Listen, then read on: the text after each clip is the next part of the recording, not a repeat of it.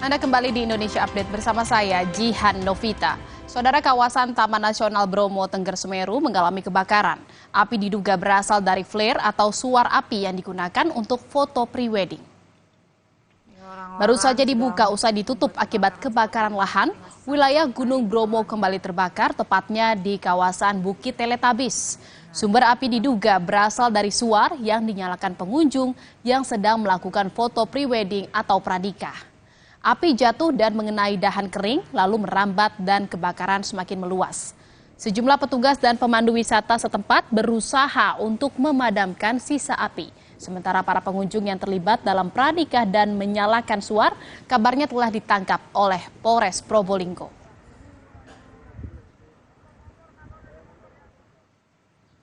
Polres Probolinggo menangkap 6 orang yang diduga merupakan pelaku pranikah di Bukit Teletabis. Mereka diringkus karena diduga menyalakan suar api saat sesi foto pranikah yang berdampak pada kebakaran hutan. Nah, di TNPDS tetap dilakukan monitoring dan pemadaman yang dilakukan oleh dari gabungan anggota Polres Probolinggo, kemudian dari satuan TNPDS sendiri, kemudian dari perhutani dan kemudian dari masyarakat setempat, dari relawan-relawan yang ada di kawasan TNPDS. Informasi lainnya, Saudara, akademisi Rocky Gerung dihadang sekelompok orang saat hendak keluar dari gedung Bareskrim Polri. Mereka menuntut Rocky untuk bertanggung jawab atas sikap dan pernyataannya yang dianggap memecah belah anak bangsa. Terus, Anda sebagai warga negara, Anda sadar nggak apa yang udah Anda lakukan? Usai diperiksa, Rocky Gerung dihadang sekelompok orang saat hendak keluar dari gedung Bareskrim Polri. Bahkan salah seorang perempuan dari kelompok tersebut memaki-maki Rocky. Perempuan tersebut menyebut Rocky sebagai pemecah belah anak bangsa. Penasehat hukum Rocky, Haris Azhar, sempat mengingatkan kelompok tersebut untuk tidak anarkis apalagi melakukan kekerasan fisik kepada Rocky Gerung.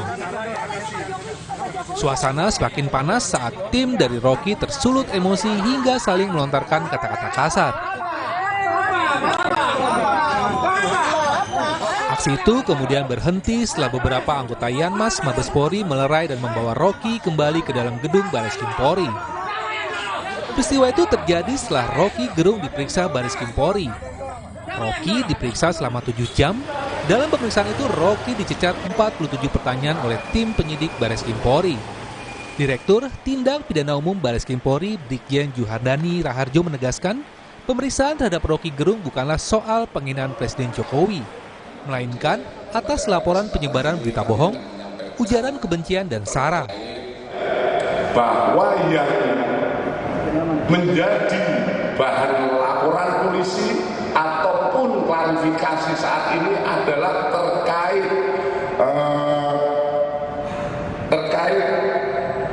tentang penyebaran berita bohong sehingga menimbulkan keonaran di kalangan masyarakat. Pemeriksaan terhadap Rocky Gerung belum selesai semuanya.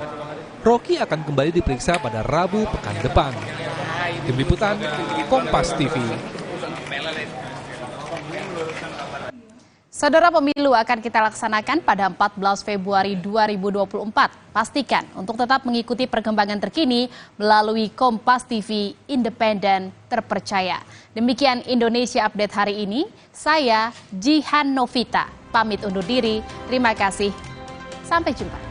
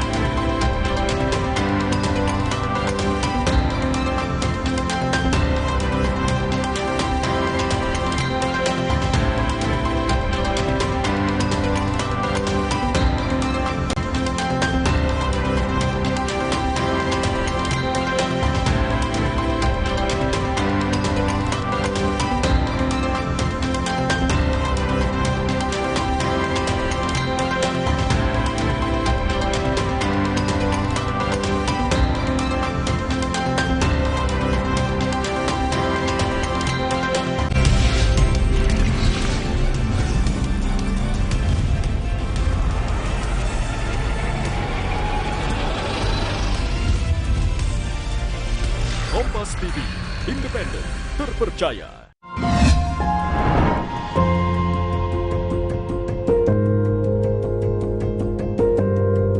Kompas TV, Rumah Pemilu.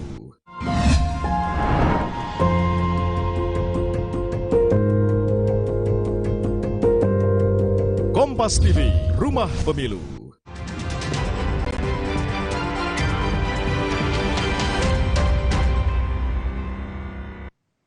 Salam jumpa, saya Tifal Solesa. Penambang emas dan sebagian warga di Kecamatan Gempang, Kabupaten Pidi, Aceh menyerahkan 2 pucuk senjata api laras panjang jenis M16 dan sejumlah peluru sisa konflik ke Direskrimsus Polda Aceh.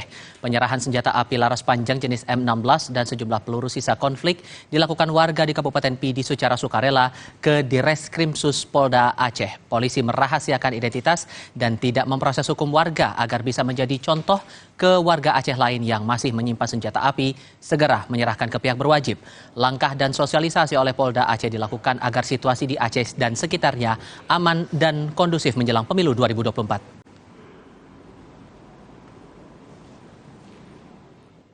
Saya dan Niluh Puspa akan bersama Anda dalam Kompas Petang sesaat lagi.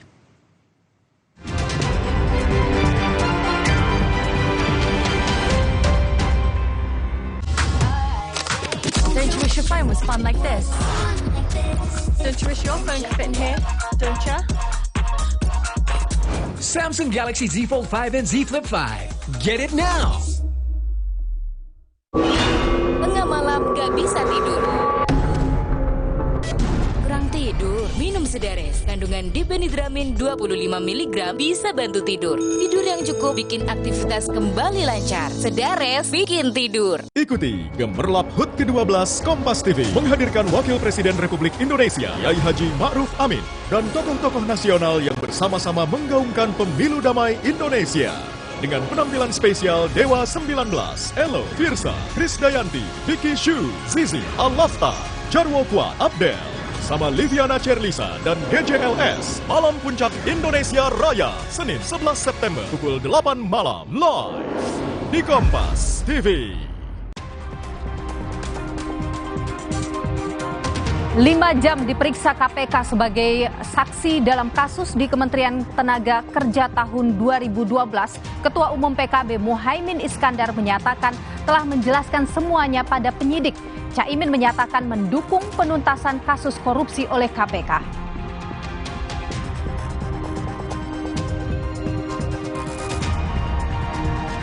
Terkait ricuh di Pulau Rempang, Kapolri Jenderal Listio Sigit Prabowo menekankan upaya musyawarah tetap dikedepankan. Kapolri menyebut sosialisasi dan ganti rugi terhadap masyarakat sudah dilakukan oleh BP Batam.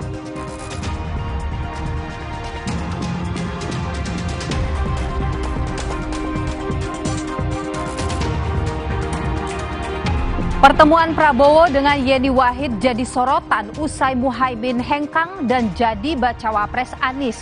Selain soal pembahasan bacawa pres, kehadiran Yeni disebut berkaitan dengan perebutan suara warga NU di Pilpres.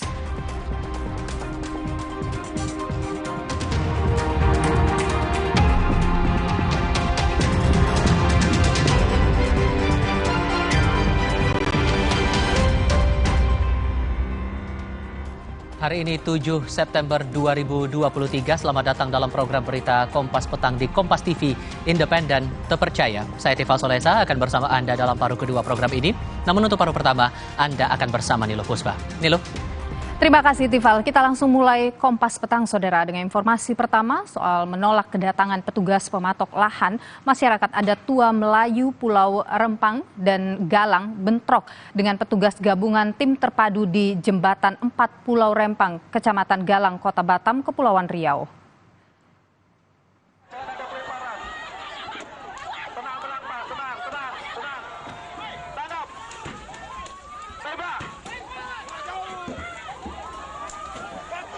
Terlihat saudara, warga terus berupaya melawan petugas gabungan tim terpadu yang hendak masuk ke wilayah kawasan Pulau Rempang dan Galang.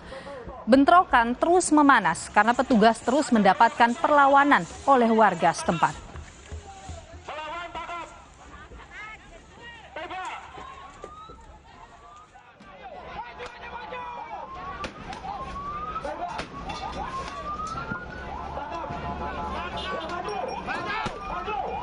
Perlawanan diduga terkait penolakan kedatangan tim terpadu pematok lahan di Pulau Rempang dan Galang. Warga mengaku belum ada kesepakatan antara warga dan pihak pengembang yang akan membangun Rempang Eco City. Perhimpunan Bantuan Hukum dan HAM Indonesia menyayangkan tindakan represif dari TNI Polri dalam menertibkan warga Pulau Rempang.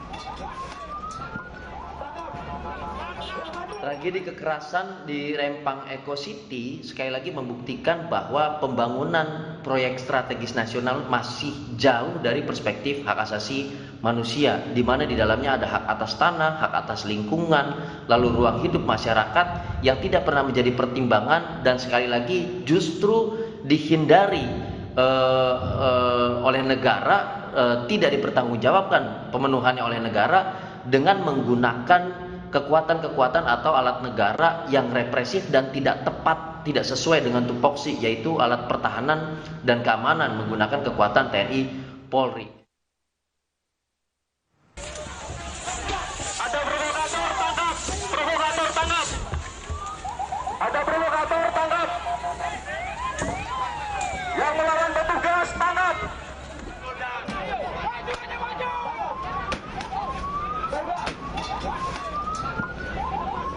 Kapolri Jenderal Listio Sigit Prabowo menekankan, kendati ada upaya perlawanan dari masyarakat adat Rempang soal pengembangan kawasan, upaya musyawarah tetap dikedepankan. Kapolri juga menyebut sosialisasi dan ganti rugi terhadap masyarakat sudah dilakukan oleh BP Batam.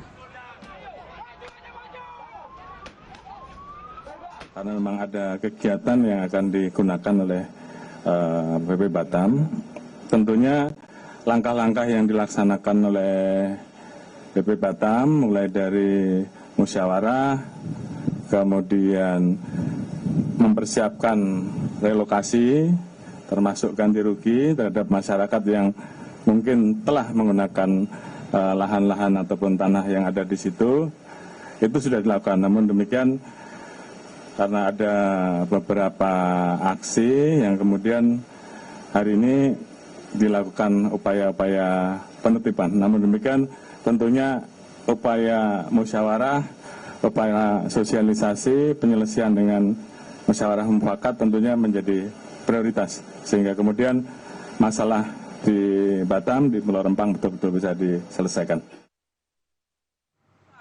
Lantas saudara, bagaimana kondisi penertiban warga di Pulau Rempang, Batam? Kita tanyakan pada Kabid Humas Polda Kepulauan Riau, Kombes Zahwani Pandra Arsyad, yang sudah terhubung bersama kami melalui sambungan telepon. Selamat petang Pak Kabid. Ya, selamat petang Mbak Nilu dan selamat petang para pemirsa Kompas TV dimanapun berada.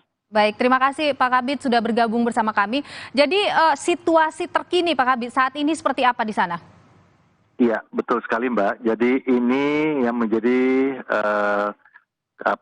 keprihatinan kita dan kewaspadaan kita. Ya intinya bagaimanapun juga ini adalah merupakan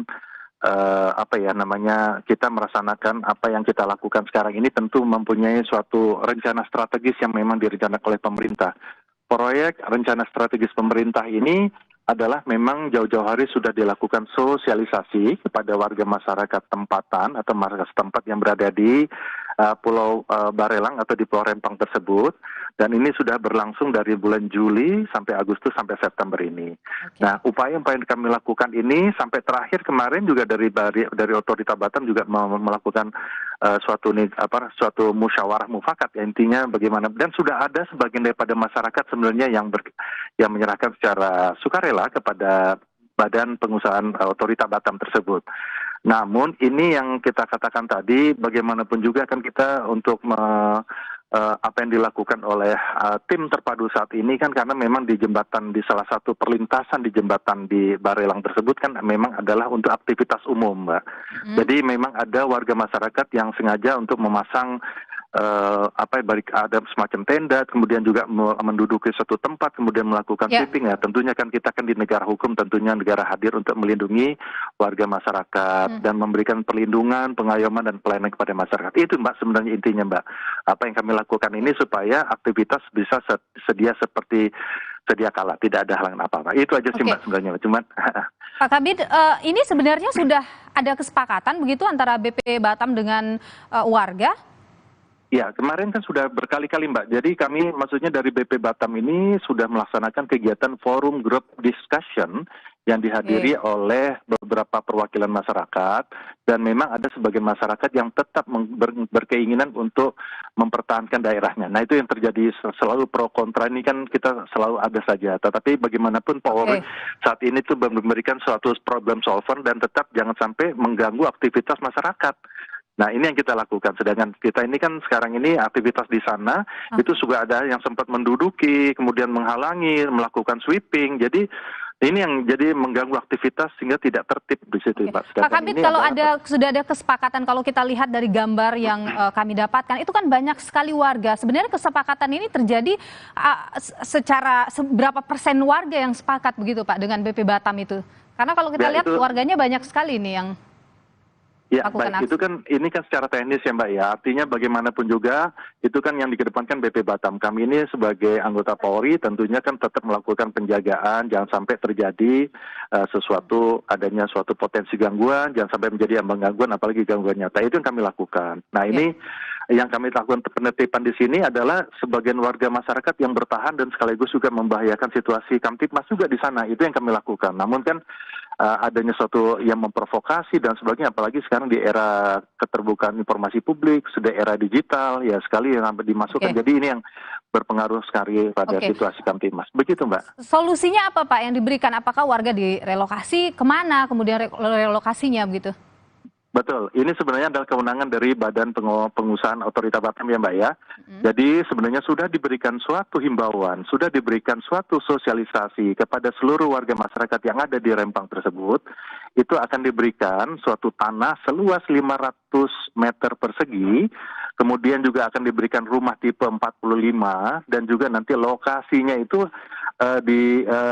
maksudnya di satu lokasi yang direlokasi itu juga diberikan apabila memang dia itu adalah sebagai punya usaha di bidang sebagai nelayan dan sebagainya, juga akan diberikan kapal untuk nantinya dia berusaha, dan juga diberikan kebebasan karena memang di Otorita Batam ini tidak bisa hak milik, jadi mereka akan diberikan bebas UWT. Nah, lokasinya di mana itu Pak perpindahan itu? Itu di sekitar Pulau Galang ya Mbak. Jadi ya di Pulau Galang. Jadi memang itu kan masuk satu kawasan ya, Batam, kemudian Rempang dan Galang di sekitar pulau di sana gitu. Itulah Mbak. Jadi sebagian warga masyarakat itu sudah ada yang baik dari perorangan, kemudian juga dari badan pengusahaan atau badan-badan usaha itu sudah secara sukarela gitu Mbak. Ini kan hanya sebagian masyarakat saja yang merasa bahwa ini adalah daerah tempat tinggal mereka. Tapi ini yang apa yang disampaikan oleh Bapak Kapolri Jenderal Polisi Listio Sigit Prabowo, bagaimanapun juga kita mencari musyawarah mufakat, kita cari problem solver, kita mencari jalan tengah. Jangan sampai terjadi hal-hal yang kita tidak inginkan. Marilah kita hidup saling menghormati, saling bertoleransi, apalagi ini jangan sampai mendukung. Itu Mbak Nilu. Terima kasih Pak Kabid Humas Polda Kepulauan Riau, Kombes Zahwani Pandra Arsyad, sudah berbagi informasi di Kompas Petang. Sehat selalu. Saudara, kita ke informasi selanjutnya. Bukit Teletabis di kawasan Taman Nasional Bromo Tengger Semeru terbakar pada Rabu. Kebakaran diduga disebabkan oleh suar atau flare yang dinyalakan pengunjung saat melakukan foto pranikah. Ya, orang-orang sudah membuat kebakaran seperti ini, tapi masih kebakaran yang terjadi di kawasan Bukit Teletabis itu terekam kamera warga. Dalam video terekam beberapa orang membawa peralatan foto, sementara di belakangnya terlihat api membesar. Diduga api berasal dari suar atau flare yang dinyalakan pengunjung yang sedang melakukan foto pranikah. Pengunjung yang terlibat dalam foto ini dan juga menyalakan flare telah diamankan Polres Probolinggo.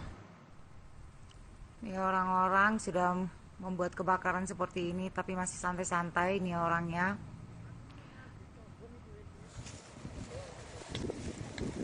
Bukit Teletabis di kawasan Taman Nasional Bromo Tengger Semeru terbakar pada Rabu, saudara. Kebakaran diduga disebabkan oleh suar atau flare yang dinyalakan oleh pengunjung.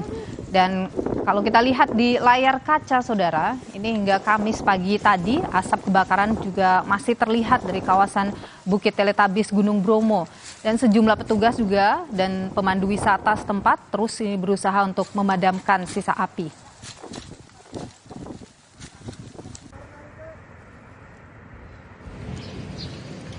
Pelaku yang melakukan sesi pranikah di Bukit Teletabi, saudara, mereka ditangkap karena diduga menyalakan flare saat sesi foto pranikah yang berdampak pada kebakaran hutan. Dalam penangkapan, polisi menyita sejumlah alat foto pranikah. Untuk kebakaran yang terjadi di Padang Sabana TNPTS Taman Nasional Bromo Tengger Semeru yang terjadi kemarin, saat ini prosesnya sementara berlangsung. Kami sudah mengamankan 6 orang dan sementara dalam pemeriksaan. Ada tersangka nggak? Sementara dalam pemeriksaan nanti akan kita sampaikan perkembangannya lebih lanjut. Kalau perannya apa mereka dan perannya? Peran-perannya kita sedang dalami. Nanti kita akan dalam waktu dekat akan sampaikan ke rekan media. Usai jeda di Kompas Petang, saudara, bakal cawapres Muhaimin Iskandar diperiksa KPK 5 jam. Caimin menyatakan telah menjelaskan semuanya kepada penyidik soal kasus sistem proteksi TKI di Kementerian Tenaga Kerja dan Transmigrasi.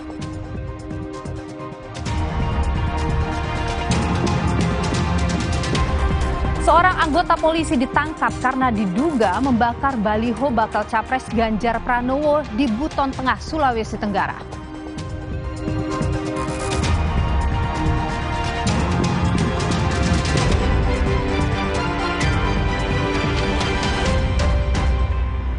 Inovasi baru dari Hotin. Hotin Go. Oles Go. Roll on Go. Pijat Go. Nggak sentuh langsung, nggak bikin tangan panas. Hotin Go. Hotnya in, langsung go. Hotin Go dilengkapi aplikator roll on dan pijat. Hentak agar krimnya turun. Oles Go. Roll on Go. Pijat Go. Nggak sentuh langsung, nggak bikin tangan panas.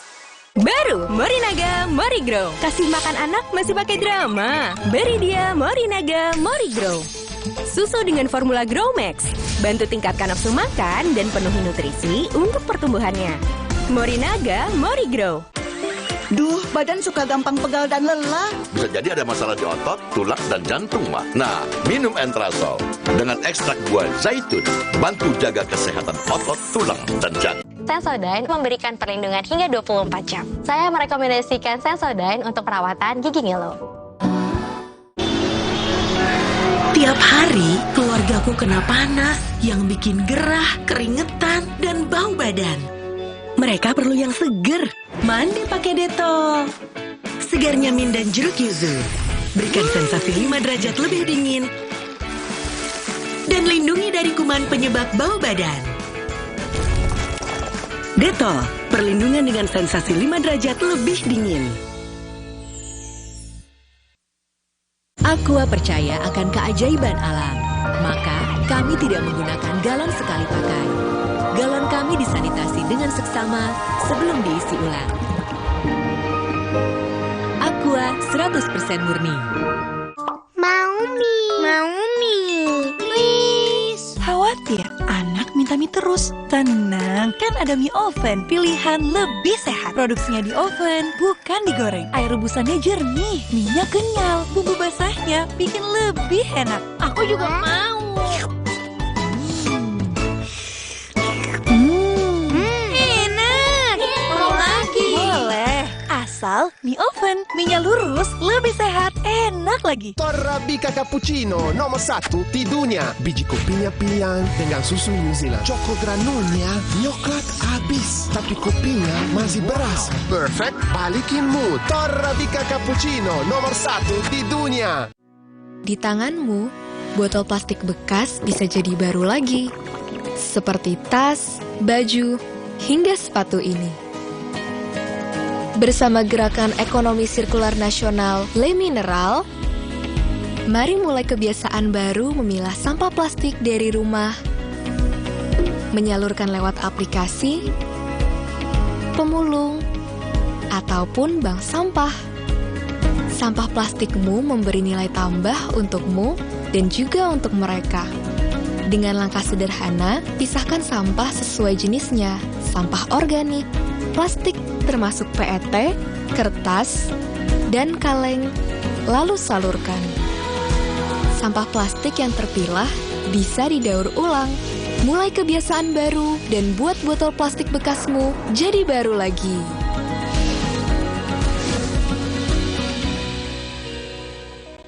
Jamur ngeselin. Untung ada Zoralin. Obat spesialis bantu cabutin jamur. Jamur ngeselin. Olesin Zoralin.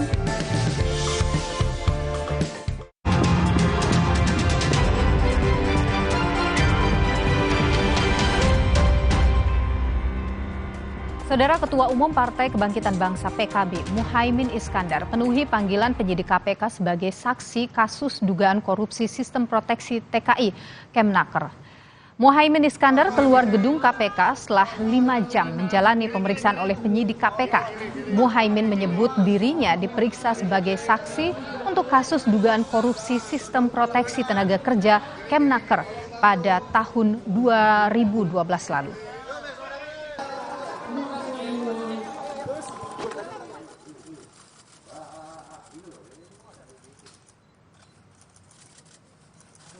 Muhaimin menyebut dirinya sudah menjelaskan secara rinci apa saja yang ia ketahui soal kasus korupsi yang terjadi saat dia menjabat sebagai Menteri Tenaga Kerja pada tahun 2012. Namun Caimin tidak menjelaskan detail terkait materi pemeriksaan.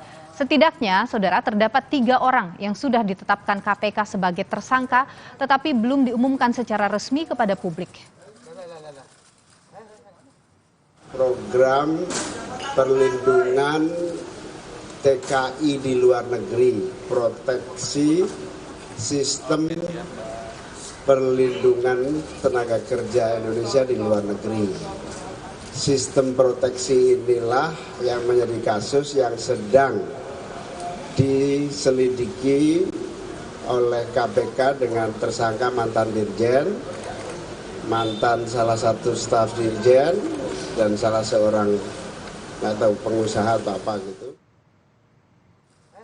Bakal calon Presiden Anies Baswedan tidak mengkhawatirkan pemeriksaan Muhaimin Iskandar atau Caimin oleh Komisi Pemberantasan Korupsi terkait kasus sistem proteksi TKI di Kemenaker Trans. Anies menilai bahwa lembaga anti rasuah ini akan bersikap profesional dalam kasus yang ditanganinya. Saya sangat yakin seperti yang disampaikan juga oleh Musimin bahwa ini tidak ada masalah dan beliau datang ke KPK sebagai warga negara yang baik yang memenuhi panggilan setiap kali ada penegak hukum membutuhkan bantuannya. Jadi saya yakin dan bismillah insya Allah semuanya lancar. Dan saya juga percaya KPK akan menjalankan tugas dengan profesional.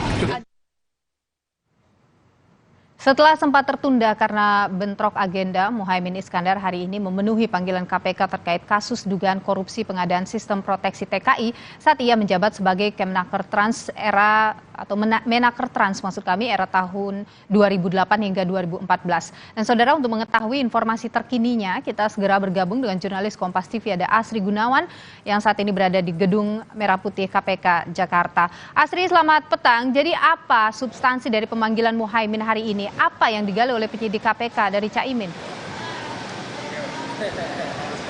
Ya, selamat petang dulu dan saudara. Usai diperiksa selama kurang lebih 5 jam sejak pukul 10 pagi tadi, Muhaimin Iskandar mengatakan ia telah memberikan keterangan sejelas-jelasnya kepada penyidik terkait dengan kasus dugaan korupsi yang terjadi di Kemenaker pada tahun 2012 lalu.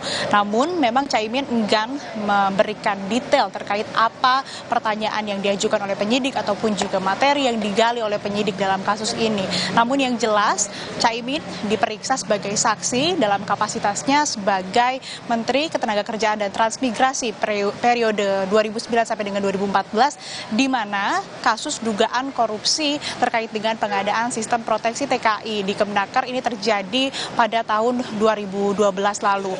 Nah, Caimin dalam pernyataannya usai diperiksa juga tadi menyebutkan bahwa ia berharap dari penjelasannya, dari sikap kooperatifnya dalam memberikan keterangan di proses pemeriksaan oleh penyidik KPK ini dapat membuat terang dan juga membantu proses pengusutan kasus dugaan korupsi yang terjadi di Kemenaker ini. Lebih lengkapnya, saudara, berikut pernyataan Caimin usai diperiksa oleh KPK yang telah kami rekam sebelumnya.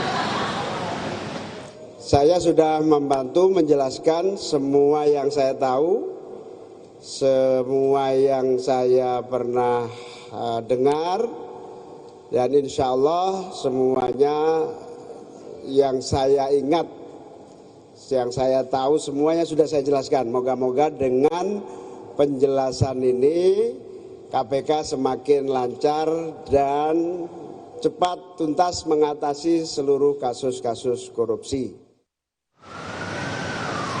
Informasi lain yang kami peroleh dari Kabag Pemberitaan KPK Ali Fikri juga bahwa pemeriksaan terhadap Caimin hari ini adalah untuk membuat terang peran dari masing-masing tersangka yang sudah ditetapkan oleh KPK. Saat ini sudah ada 3 tersangka yang ditetapkan, diantaranya mantan Dirjen Pembinaan Penempatan Tenaga Kerja dan Transmigrasi Kemenaker yang kini juga menjabat sebagai Wakil Ketua DPW PKB Bali, yakni Reina Usman. Kemudian tersangka yang kedua adalah Sekretaris Badan Perencanaan dan Pengembangan Kemenaker, Inyoman Darmanta, dan yang terakhir dari pihak swasta merupakan Direktur PT Adi Inti Mandiri, yakni Kurnia. Nah, 3 tersangka tersebut sudah ditetapkan oleh KPK, dan selain pemeriksaan terhadap Caimin, KPK juga telah melakukan pemeriksaan kepada sejumlah saksi. Dari informasi yang kami peroleh ada 3, termasuk Reina Usman, kemudian ada Berry Komaruzaman selaku pegawai negeri sipil di Kemenaker, yang mana diperiksa untuk didalami terkait dengan pengetahuan apa peran dari tersangka. Dan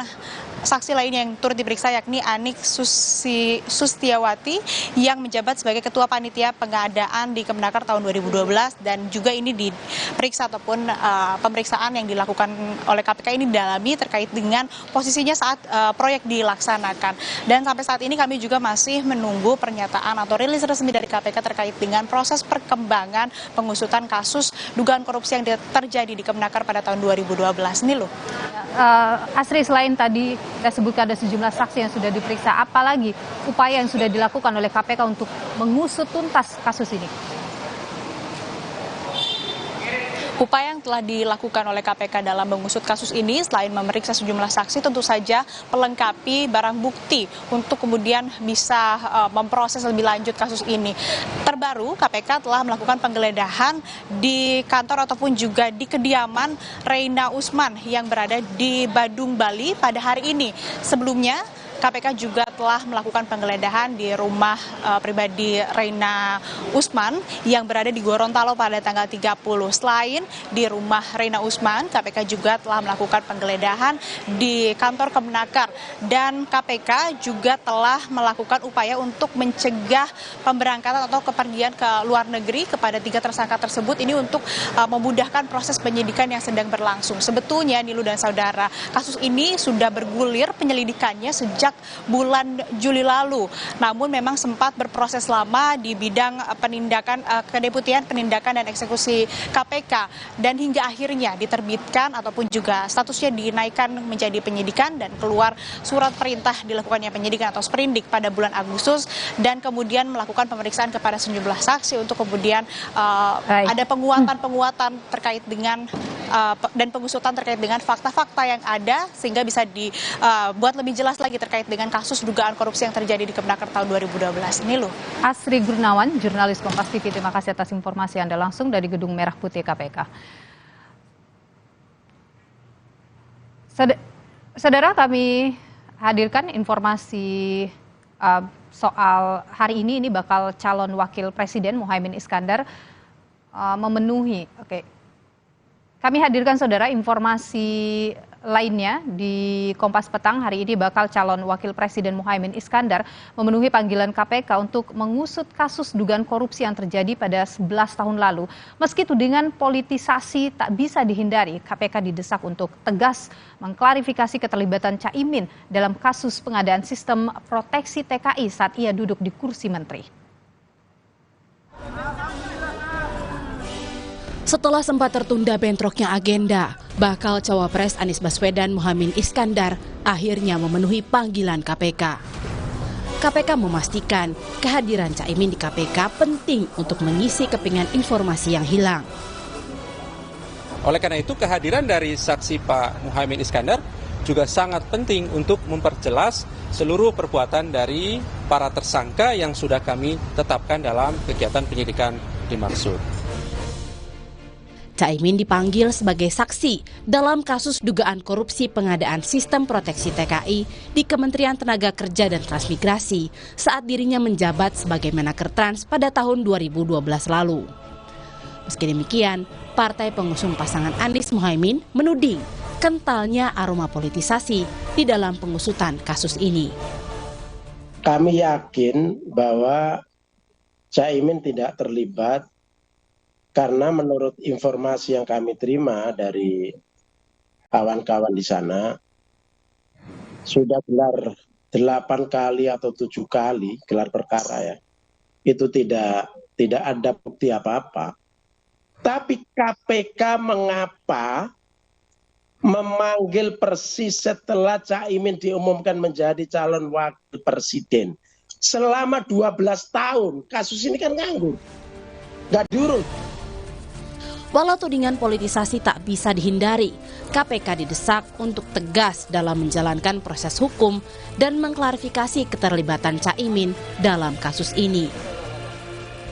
Dalam perspektif hukum, Saudara Gus Coy, tidak ada namanya kemudian karena ini pilpres, kemudian jadi istirahat. Sama dengan saya kasih contoh, kader Anda, sekjen Anda tuduh kemudian teriak-teriak ini politisasi. Ternyata penegak hukum bisa membuktikan. Nah, oleh karena itu saya kira firm saja KPK melakukan kerja-kerjanya dan harusnya didorong. Tetapi jangan dikait-kaitkan. Memang kalau kita kaitkan karena ini sudah tahun politik, itu menurut saya kontraproduktif malah kepada calon. KPK sudah menetapkan 3 tersangka dalam kasus yang terjadi 11 tahun lalu ini, yakni mantan Dirjen Pembinaan Penempatan Tenaga Kerja dan Transmigrasi Kemenaker yang kini menjadi Wakil Ketua DPW PKB Bali Reina Usman, Sekretaris Badan Perencanaan dan Pengembangan Kemenaker Inyuman Darmanta, dan Direktur PT Adi Inti Mandiri Karunia. Meski demikian, KPK masih belum menahan para tersangka karena masih dalam proses pengumpulan dan memperkuat alat bukti. Usai diperiksa KPK, Muhaimin berharap keterangannya bisa memperjelas kasus dugaan korupsi yang terjadi di eranya. Tim Liputan, Kompas TV. Usai jeda di Kompas Petang, Saudara, seorang anggota polisi ditangkap karena diduga membakar baliho bakal Capres Ganjar Pranowo di Buton Tengah, Sulawesi Tenggara.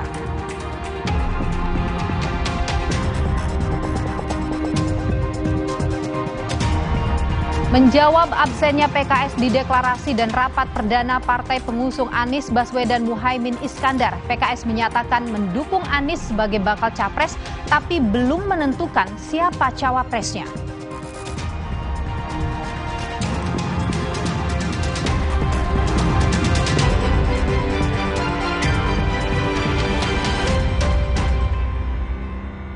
Morinaga Morigrow. Kasih makan anak masih pakai drama? Beri dia Morinaga Morigrow.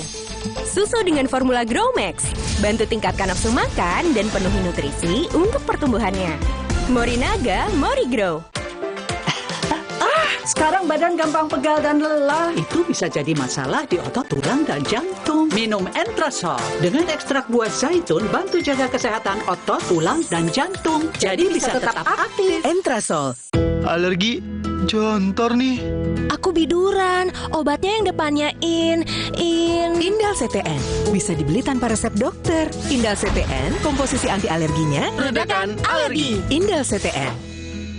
Luka, memar di kulit. Sakit. Bagal ini nyeri sendi, butuh dipijit. Sakit. Gak usah ngeluh kalau sakit. Pakai Herba Wahid. Herba Wahid, minyak herbal berkhasiat. Herba Wahid, minyak gosok, urut dan pijit. Wahid. Jalan yuk. Usia nambah, gerak susah ya. Kesehatan sendi harus diperhatikan. Rajin gerak badan tak berlebihan. Bila perlu, minum Wellmove. Diproduksi dengan teknologi modern, higienis, dan halal. Wellmove, bergerak itu nikmat. Untuk membantu atasi capek, pegal, dan nyeri otot, pakai Hotin Cream. Kalau untuk meredakan nyeri sendi, rematik dan keseleo, nah, itu pakai Hotin DCL baru. Bahan aktif DCL-nya efektif mengobati rematik, lindung, dan nyeri sendi. hotnya Hotin banget deh. Aqua percaya akan keajaiban alam, maka kami tidak menggunakan galon sekali pakai. Galon kami disanitasi dengan seksama sebelum diisi ulang. Aqua 100% murni. baru isi perut udah kosong lagi. Dikit-dikit lapar. Barusan jajan, tapi masih lapar. Dikit-dikit lapar. Sari Gandum dengan gandum utuh dan krim coklat lezat bikin kenyang lebih lama. Sari Gandum, seenak itu, sekenyang itu.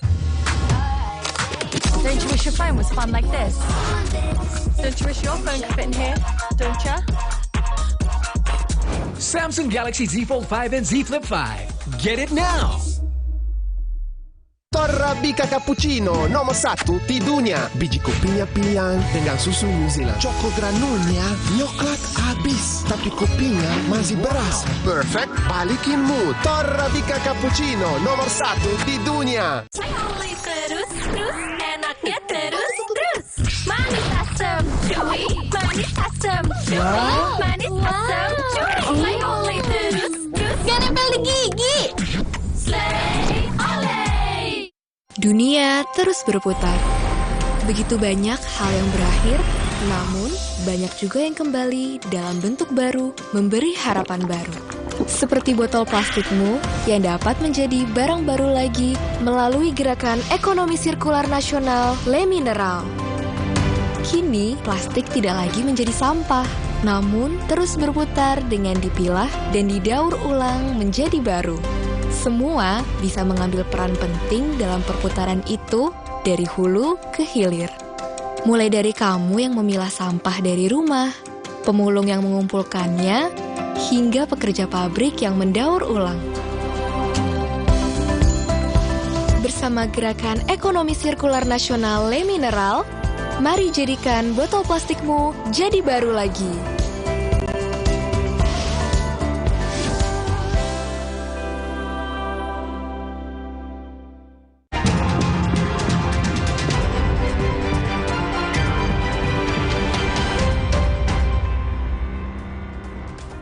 Anda masih bersama kami di Kompas Petang, Saudara. Seorang anggota polisi ditangkap karena diduga membakar baliho bakal calon Presiden Ganjar Pranowo di Buton Tengah, Sulawesi Tenggara.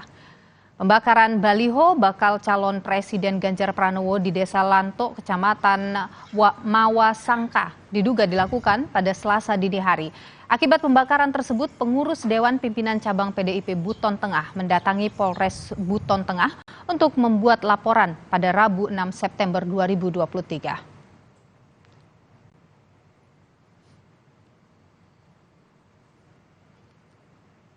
Polisi langsung menangkap pelaku pembakaran yang diduga seorang anggota Polri yang di salah satu polsek di Kabupaten Buton Tengah, Sulawesi Tenggara.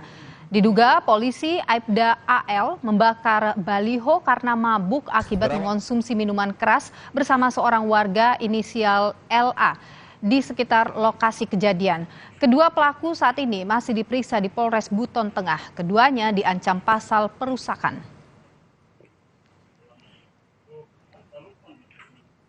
Permulaan yang cukup pada saat kami melakukan penyelidikan lapangan.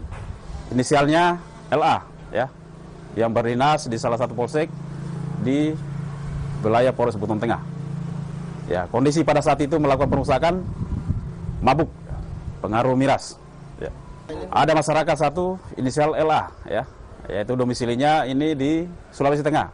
Dan menurut keterangan pelaku, yang bersangkutan baru sekitar 5 hari berada di wilayah Kecamatan Mawasangka Tengah. Sorotan selanjutnya, Saudara, PKS memastikan masih usung Anies Baswedan sebagai bakal calon presiden. Namun untuk bakal calon wakil presiden, PKS belum menentukan akan mengusung Muhaimin Iskandar. Saat dikonfirmasi terkait ketidakhadiran PKS dalam rapat perdana antara dua parpol pengusung Anies Baswedan dan Muhaimin, PKS menyebut tetap mendukung Anies Baswedan sebagai baca pres. Namun PKS belum secara tegas mendukung Muhaimin Iskandar sebagai bacawa pres. Sudah 2 kali, Saudara, tidak terlihat mendampingi Anies Baswedan saat deklarasi bersama Muhaimin hingga rapat perdana Nasdem dan PKS kemarin. Baik, kita mulai. Bismillahirrahmanirrahim. Assalamualaikum warahmatullahi wabarakatuh. Melalui keterangan tertulisnya kepada jurnalis Kompas TV, juru bicara PKS, Pipin Sofian menjelaskan PKS tegak lurus dengan keputusan Majelis Syuro PKS ke-8 pada 23 Februari 2023 mengusung Anies Baswedan sebagai capres. Adapun cawapres akan dibahas di MMS ke-9. Saat rapat perdana Nasdem dan PKB, Wakil Ketua Umum Partai Nasdem Ahmad Ali menyebut sudah mengundang Sekjen PKS Habib Abu Bakar Al-Habsyi, namun hingga rapat selesai Sekjen PKS tetap tak terlihat. Mengenai PKS, sedianya dari kemarin kami berkoordinasi, kami awalnya mendapat kepastian bahwa Sekjen PKS akan bersama-sama kita pada hari ini untuk berdiskusi bersama-sama.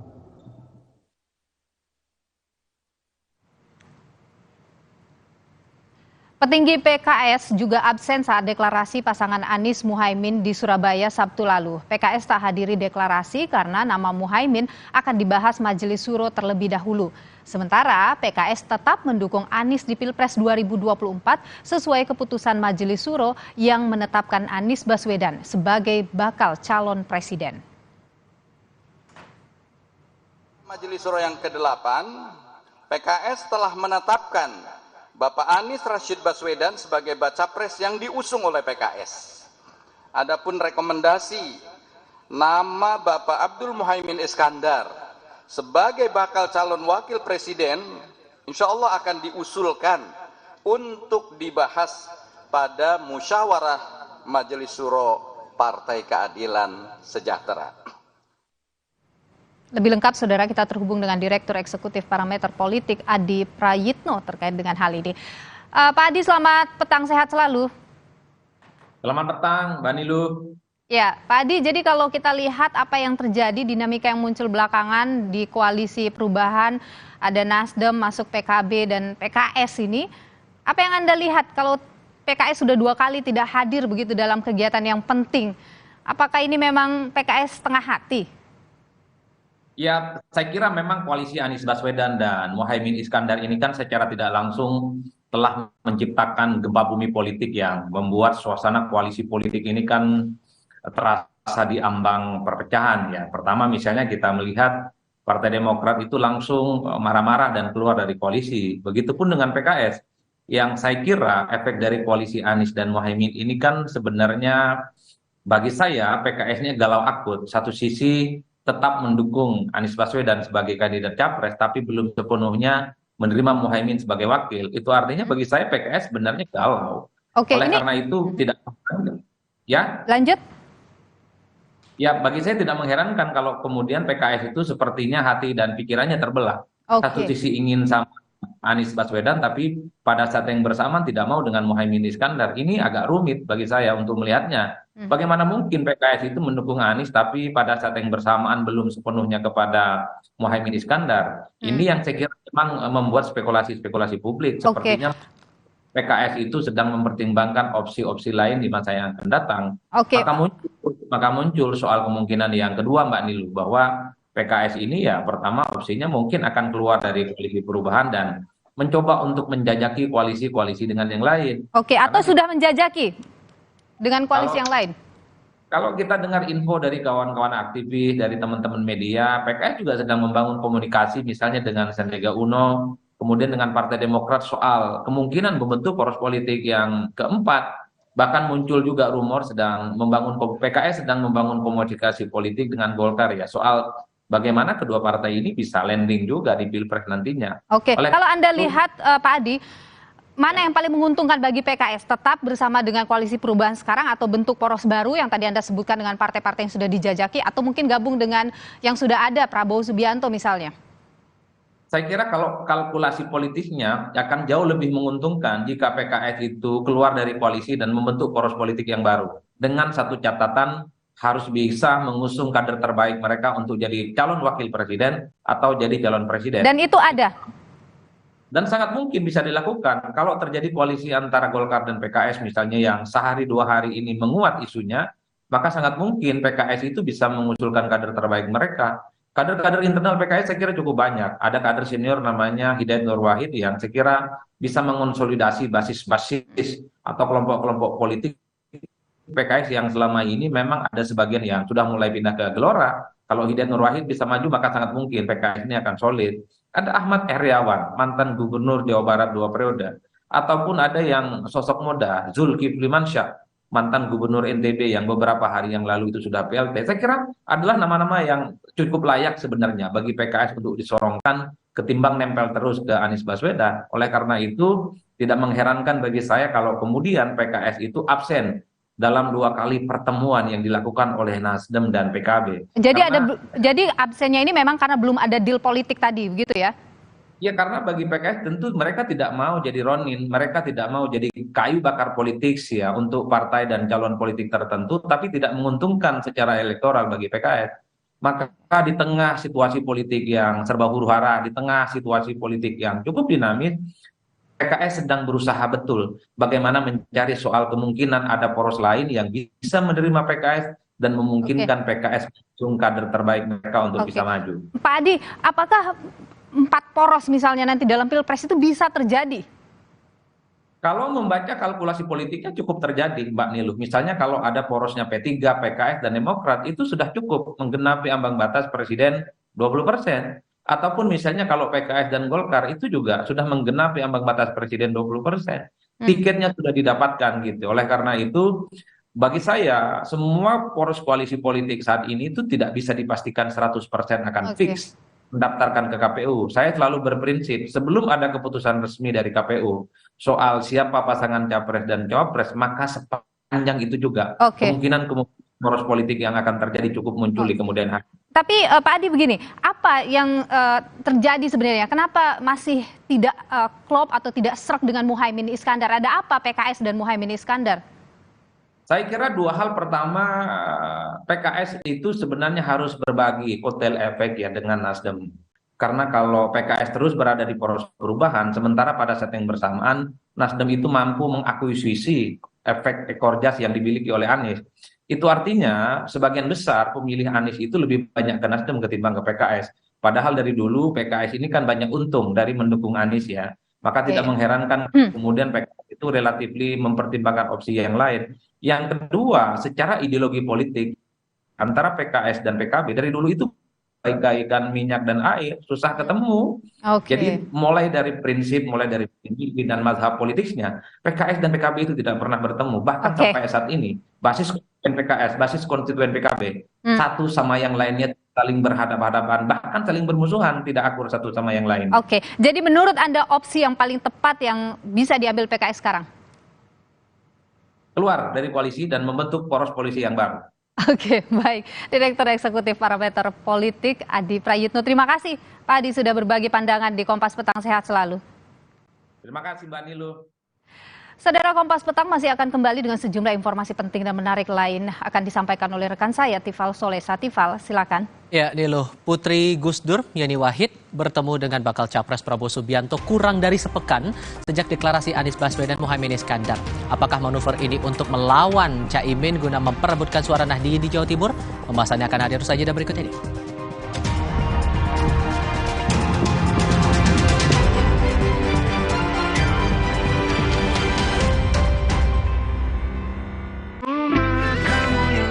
Punya nomor yang aktif selamanya.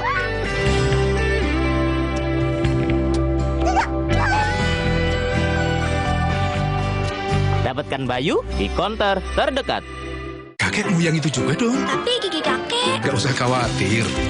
Poliden adhesif membuat Anda bebas nikmati setiap gigitan dengan kuat dan cegah terperangkapnya sisa makanan. Poliden Cleanser, bunuh bakteri lebih kuat dari pasta gigi. Dunia terus berputar. Begitu banyak hal yang berakhir, namun banyak juga yang kembali dalam bentuk baru, memberi harapan baru. Seperti botol plastikmu yang dapat menjadi barang baru lagi melalui gerakan ekonomi sirkular nasional Le Mineral. Kini, plastik tidak lagi menjadi sampah, namun terus berputar dengan dipilah dan didaur ulang menjadi baru. Semua bisa mengambil peran penting dalam perputaran itu dari hulu ke hilir. Mulai dari kamu yang memilah sampah dari rumah, pemulung yang mengumpulkannya, hingga pekerja pabrik yang mendaur ulang. Bersama Gerakan Ekonomi Sirkular Nasional Le Mineral, mari jadikan botol plastikmu jadi baru lagi.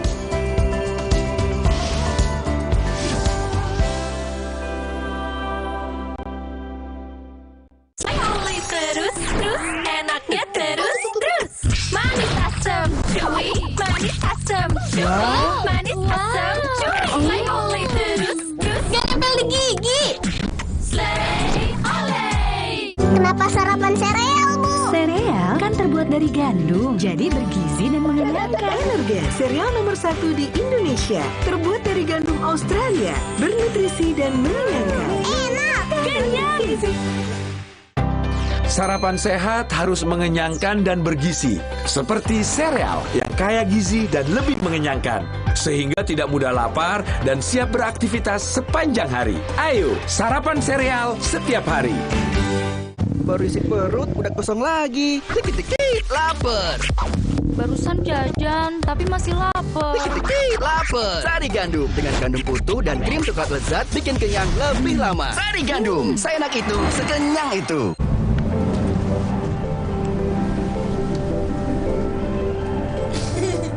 Rasakan kelembutan coklat dipadukan dengan kebaikan susu.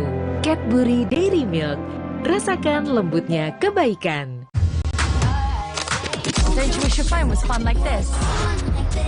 Don't you wish your phone could fit in here? Don't you? Samsung Galaxy Z Fold 5 and Z Flip 5. Get it now!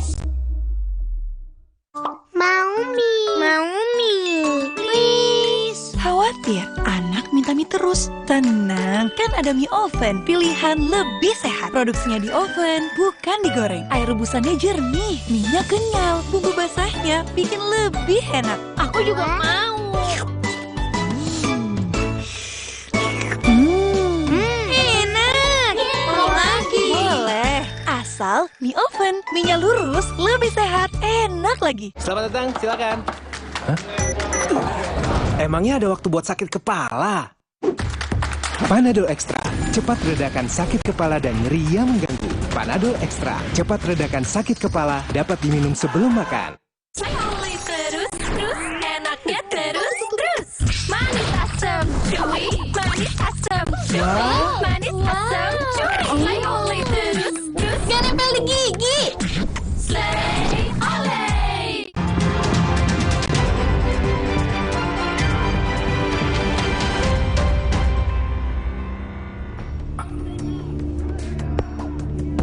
Kurang dari sepekan sejak duet Anies Baswedan, Muhaimin Iskandar dideklarasikan, putri mantan Presiden Abdurrahman Wahid, Yeni Wahid, menemui bakal Capres Prabowo Subianto di kediamannya di Kertanegara, Jakarta Selatan. Mengaku dekat sejak lama, Yeni menyebut Prabowo masuk top list atau daftar puncak bakal Capres 2024. Kata Yeni, banyak Kiai NU bersimpati kepada Prabowo. Bahwa banyak sekali Kiai NU yang punya simpati besar terhadap Pak Prabowo. Saya dari awal ya selalu mengatakan bahwa ketika membuat keputusan itu akan memakai pertimbangan rasional dan spiritual. Salah satu pertimbangan spiritualnya adalah harus ke makam Bapak. Nah, kebetulan saya belum sempat ke sana ini. Jadi dari sisi pertimbangan spiritual memang saya harus melalui itu dulu. Tapi secara rasional ya berkomunikasi dengan Pak Prabowo. Pak Prabowo ini punya visi yang sangat luar biasa. Bagi kami Pak Prabowo ini top list. Ya. Jadi prioritas paling utama karena ada kesamaan-kesamaan visi. Jadi saat ditanyakan Yeni Wahid jadi cawapresnya, Prabowo bilang nama definitif cawapresnya harus dimusyawarahkan dengan partai koalisi. Kita akan, kan saya sekarang masuk dalam suatu tim ya, suatu koalisi. Koalisi itu kadang-kadang ada yang masuk, ada yang keluar ya. Nggak ada masalah. Kayak lu nggak tahu aja. Saya cuma mau bilang ya, saya memang lama dalam membuat keputusan, tapi sekali buat keputusan saya setia. Jadi saya katakan di mana-mana adat kita, budaya kita adalah musyawarah. Jadi saya tentunya dengan kawan-kawan dari tim saya, koalisi saya akan terus musyawarah, kita akan cari yang terbaik. Ya. Sejak riuh konflik dualisme PKB antara Gus Dur dan Muhaimin Iskandar, dukungan warga NU di Pilpres kerap diperebutkan. Apalagi Jawa Timur menjadi salah satu wilayah kunci elektoral yang penting bagi para capres untuk mendulang suara. Tim Liputan Kompas TV.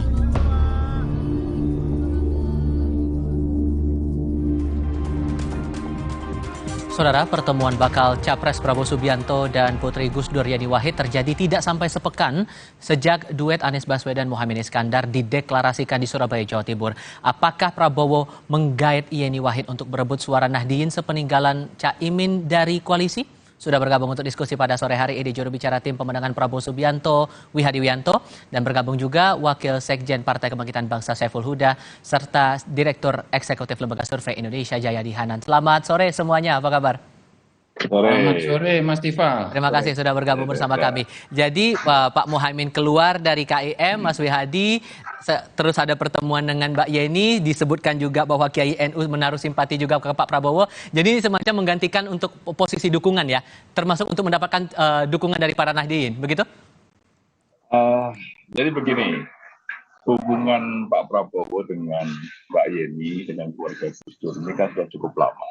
Jadi saya kira pada saat koalisi dengan PKB pun beberapa kali ada pertemuan juga antara Pak Prabowo dan Mbak Yeni. Jadi saya kira ini adalah pertemuannya mungkin yang saat ini adalah pas setelah PKB keluar daripada koalisi Indonesia Raya, sehingga mungkin ini dikait-kaitkan dengan hal tersebut. Namun hal ini memang Mbak Yeni ini kan representasi daripada Gus Durian. Jadi saya kira ya bisa saja itu terjadi bahwa memang sebagian daripada masyarakat Nahdien yang mungkin akan tetap mendukung Pak Prabowo dengan adanya Mbak Yeni yang tetap ke Pak Prabowo. Saya kira ini sesuatu hal yang memang bukan tiba-tiba pertemuan, tetapi pertemuan ini kan memang karena teman lama. Jadi saya kira Pak Prabowo sendiri mempunyai sejarah yang panjang juga dengan Gus Dur. Jadi saya kira ini adalah sesuatu hal yang pertemuan yang memang bisa terjadi. Tapi sejauh mana kemudian suara dari kalangan Nahdien ini bisa menaikkanlah posisi dari Pak Prabowo ini, begitu? Saya kira apa yang sudah dilakukan oleh Pak Prabowo dari tahun 2019 sampai dengan sekarang ini pun kunjungan-kunjungan ke Jawa Timur selalu kunjungan-kunjungan ke pondok-pondok pesantren dan dekat dengan kaum Nahdien. Saya kira Pak Prabowo juga sudah mendekat dan sudah dekat dengan kaum Nahdien pada saat 2019 maupun sekarang ini pun. Jadi saya kira apa yang menjadi komentar daripada Mbak Yeni yang mengenai masalah banyak kiai-kiai yang simpati dengan Pak Prabowo, karena memang Pak Prabowo dari dulu memang sering berhubungan dengan kiai-kiai NU. Oke, karena juga begini dari pernyataan Mbak Yeni Wahid setelah pertemuan waktu itu juga disebutkan ini undangan sudah lama juga disampaikan dari Pak Prabowo. Berarti kan ini sebetulnya bukan pertemuan yang mendadak begitu kan ya? Betul, betul. Saya katakan tadi kan bahwa ini kan pertemuan memang sudah cukup sering bertemu juga dalam kesempatan tidak resmi, seringkali bertemu antara Bu Sinta dengan Mbak Yeni, dan sekarang undangan kepada Mbak Yeni pun juga sebenarnya sudah disampaikan. Hanya memang mungkin kebetulan Mbak Yeni datangnya pada saat PKB sudah tidak lagi bersama kita, sehingga mungkin ini akan mempunyai efek yang mungkin semuanya melihat bahwa ini seakan-akan sebagai pengganti. Tapi sebenarnya apa yang disampaikan oleh Mbak Yeni ini adalah merupakan satu hal yang memang seperti itulah yang terjadi, bahwa memang hubungan sudah lama, dan kemudian juga Pak Prabowo juga hubungan dengan Kiai NU dan segala macam itu sudah cukup lama dan juga cukup intens. Oke, kalau Anda mencermati ini Mas Jayadi di pertemuan antara Pak Prabowo dengan Mbak Yeni Wahid kemarin itu, ini memang sifatnya adalah upaya untuk menaikkan suara Nahdliyin setelah ditinggalkan Muhaimin Iskandar di Koalisi Indonesia Maju, atau gimana Anda melihat ini? Ya pasti, itu salah satu upaya kan gitu. Karena selama ini kan posisinya kan berseberangan nih antara Yeni Wahid dengan Muhaimin Iskandar. Iya benar. Cuma memang baru setengah kalau secara kualitatif Pak Prabowo dapatnya ya. Kan baru dapat Yeni dan mungkin pengikut atau grupnya Gus Durian kalau istilah Pak Wihadi tadi. Tapi Caimin keluar dengan membawa ketokohan Caimin dan membawa keluar PKB kan gitu. Jadi untuk menambal kekurangan dari partainya yang mungkin masih belum. Tetapi jelas bahwa Yeni Wahid adalah salah satu tokoh di NU ya, di kalangan Nahdliyin, terutama di daerah yang cukup besar di Jawa Timur gitu kan. Jadi adanya Yeni Wahid bertemu Pak Prabowo itu untuk mengantisipasi kemungkinan bahwa para pemilih Nahdliyin itu pilihannya bukan hanya Anies Caimin gitu, tapi juga tetap bersama Pak Prabowo gitu. Nah, saya kira ini memang penting dilakukan dalam konteks perspektif Pak Prabowo, memang penting dilakukan karena selama ini kalau kita lihat data-data, memang kaum Nahdliyin itu cenderung masih lebih banyak ke Ganjar dan Prabowo, masih belum banyak yang ke Anies Baswedan. Ya, jadi kalau misalnya perginya Caimin ke Anies Baswedan itu kemudian membawa sebagian dari pendukung Prabowo ke sana, maka itu kan potensial untuk menggerus suara dari Pak Prabowo. Tapi lagi ini masih di atas kertas ya. Karena menurut saya perginya Caimin itu memang potensial menambah suara untuk Pak Anies. Itu artinya potensial mengurangi suara untuk Pak Prabowo di kalangan Nahdliyin, terutama di Jawa Timur dan Jawa Tengah. Kemungkinan suara akan terbelah itu bisa terjadi? Dugaan saya begini, menurut saya karena NU ini besar banget, data dari sejak 2004 sampai sekarang menunjukkan bahwa orang yang merasa bagian dari NU itu sekitar 50% lebih. Banyak sekali. Nah, di antara 50% itu ada sekitar 13%-an yang menganggap dirinya anggota aktif dari NU. Nah, anggota aktif dari NU itu kebanyakan ke PKB kalau dari segi partai. Tapi dari segi presiden, mereka belum punya pilihan yang banyak. Anggota aktif dari NU itu pilihan presidennya masih lebih banyak ke Ganjar dan Prabowo, belum ke Anies gitu. Nah, jadi hitung-hitungan di atas kertasnya adalah dengan Caimin pindah ke Anies, maka paling tidak yang 13% anggota aktif itu bisa dibawa oleh Caimin. Tapi tentu saja itu kemudian masih menjadi potensi ya, belum tentu bisa terjadi. Oke, di satu sisi Mbak Yeni bilang Kiai NU simpati ke Prabowo, tapi dari kubunya Pak Muhaimin Iskandar ini bilangnya dengan Pak Muhaimin berpasangan dengan Pak Anies Baswedan, Kiai NU juga mendukung begitu. Dengan pertemuan antara Pak Prabowo dengan Mbak Yeni ini, Pak Saiful, seberapa yakin bahwa Kiai NU ini ya, dukungan-dukungan Nahdliyin nggak akan berpindah ke lain hati begitu? Ya, memang waktu 1 tahun lebih kami bangun KKIR, salah satu agenda kerja kami kan kita kelilingkan Pak Prabowo, ketemu para kiai, para gus-gus, para masaye. Nah, apa yang disampaikan oleh Mbak Yeni itu betul bahwa ada simpati dari kiai-kiai NU untuk membantu Pak Prabowo. Tapi itu kalimat yang belum selesai, karena ada tambahannya. Apa tuh? Para kiai di Jawa Timur siap mendukung Pak Prabowo kalau mengambil Gus Imin sebagai cawapresnya. Jadi tetap yakin bahwa yang didukung dari Nahdliyin itu adalah Muhaimin Iskandar berpasangan dengan Anies Baswedan, begitu? Ya, kalau soal kontroversi mengambil ceruk NU kan dari dulu sudah begitu. Jadi fenomena Mbak Yeni hari ini tuh ketemu Pak Prabowo itu sama saja dulu dengan fenomena beberapa capres menggandeng cawapresnya dari NU. Itu sih tema lama, Mas ya. Soal itu sih tema lama dan seperti disampaikan oleh Mas Jayadi, memang ceruk NU besar. Nah, tapi kami meyakini bahwa perjalanan politik di era reformasi ini memberikan pelajaran penting bagi warga Nahdliyin bahwa menyatukan aspirasi politik itu sangat penting supaya NU tidak jadi pajangan. Nah, saya meyakini mereka tahu tahu suasana politik yang semacam itu. Karena itu menurut saya dari sekian banyak pilihan, Gus Imin akan menjadi pilihan prioritas bagi warga NU. Karena semangatnya ingin menyatukan kekuatan politik Nahdien di era reformasi ini. Oke, jadi pendekatannya bagaimana untuk bisa satu suara mendukung Muhaimin Iskandar nanti begitu? Ya, kami melalui PKB kan udah kerja di TUDI gitu. Nah kan ada yang baru mau kerja 5 tahunan. Oke. Jadi sekedar menunggangi, tapi tidak secara langsung mengurus aspek kebutuhan, kepentingan politik warga Nahdien gitu. Nah karena PKB dilahirkan dalam rangka mengagregat kepentingan politik Nahdien, ya kami bekerja tiap hari, bukan musiman 5 tahunan gitu. Dan itu saya kira nanti bisa kita lihat suasananya seperti apa nanti pada tanggal 14 Februari. Oke. Tadi Mas Jayadi sempat bilang 13% suara anggota NU aktif ini bisa jadi ceruk suara yang potensial begitu Mas Wihadi. Dengan menggait Mbak Yeni Wahid itu sebagai salah satu caranya?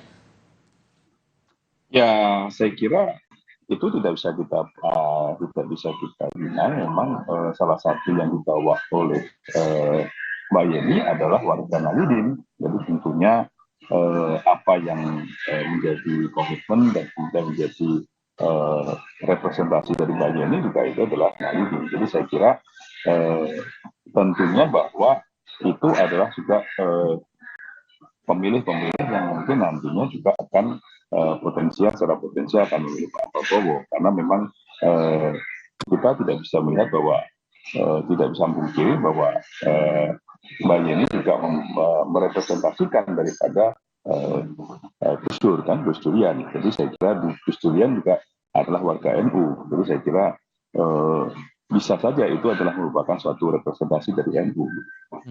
Jadi strategi apa yang mungkin akan coba dipakai begitu untuk PDKT lah begitu untuk mendapatkan ceruk suara dari NU ini, dari Gerindra sendiri? Ya saya kira apa yang sudah kita lakukan selama ini dan kader-kader kami juga sebenarnya banyak yang dari NU juga sebenarnya kan. Jadi cuman kan ini kan semuanya juga sudah bergerak, kita semua kader-kader kita, dan saya kira ceruk NU ini kan cukup besar seperti Mas Jayadi sudah sampaikan. Jadi saya kira ada juga warga NU yang di Gerindra, ada juga warga NU yang berbeda PDI Perjuangan. Jadi saya kira di semua partai itu ada warga NU. Jadi saya kira dari situ kita bisa melihat bahwa NU ada di mana-mana.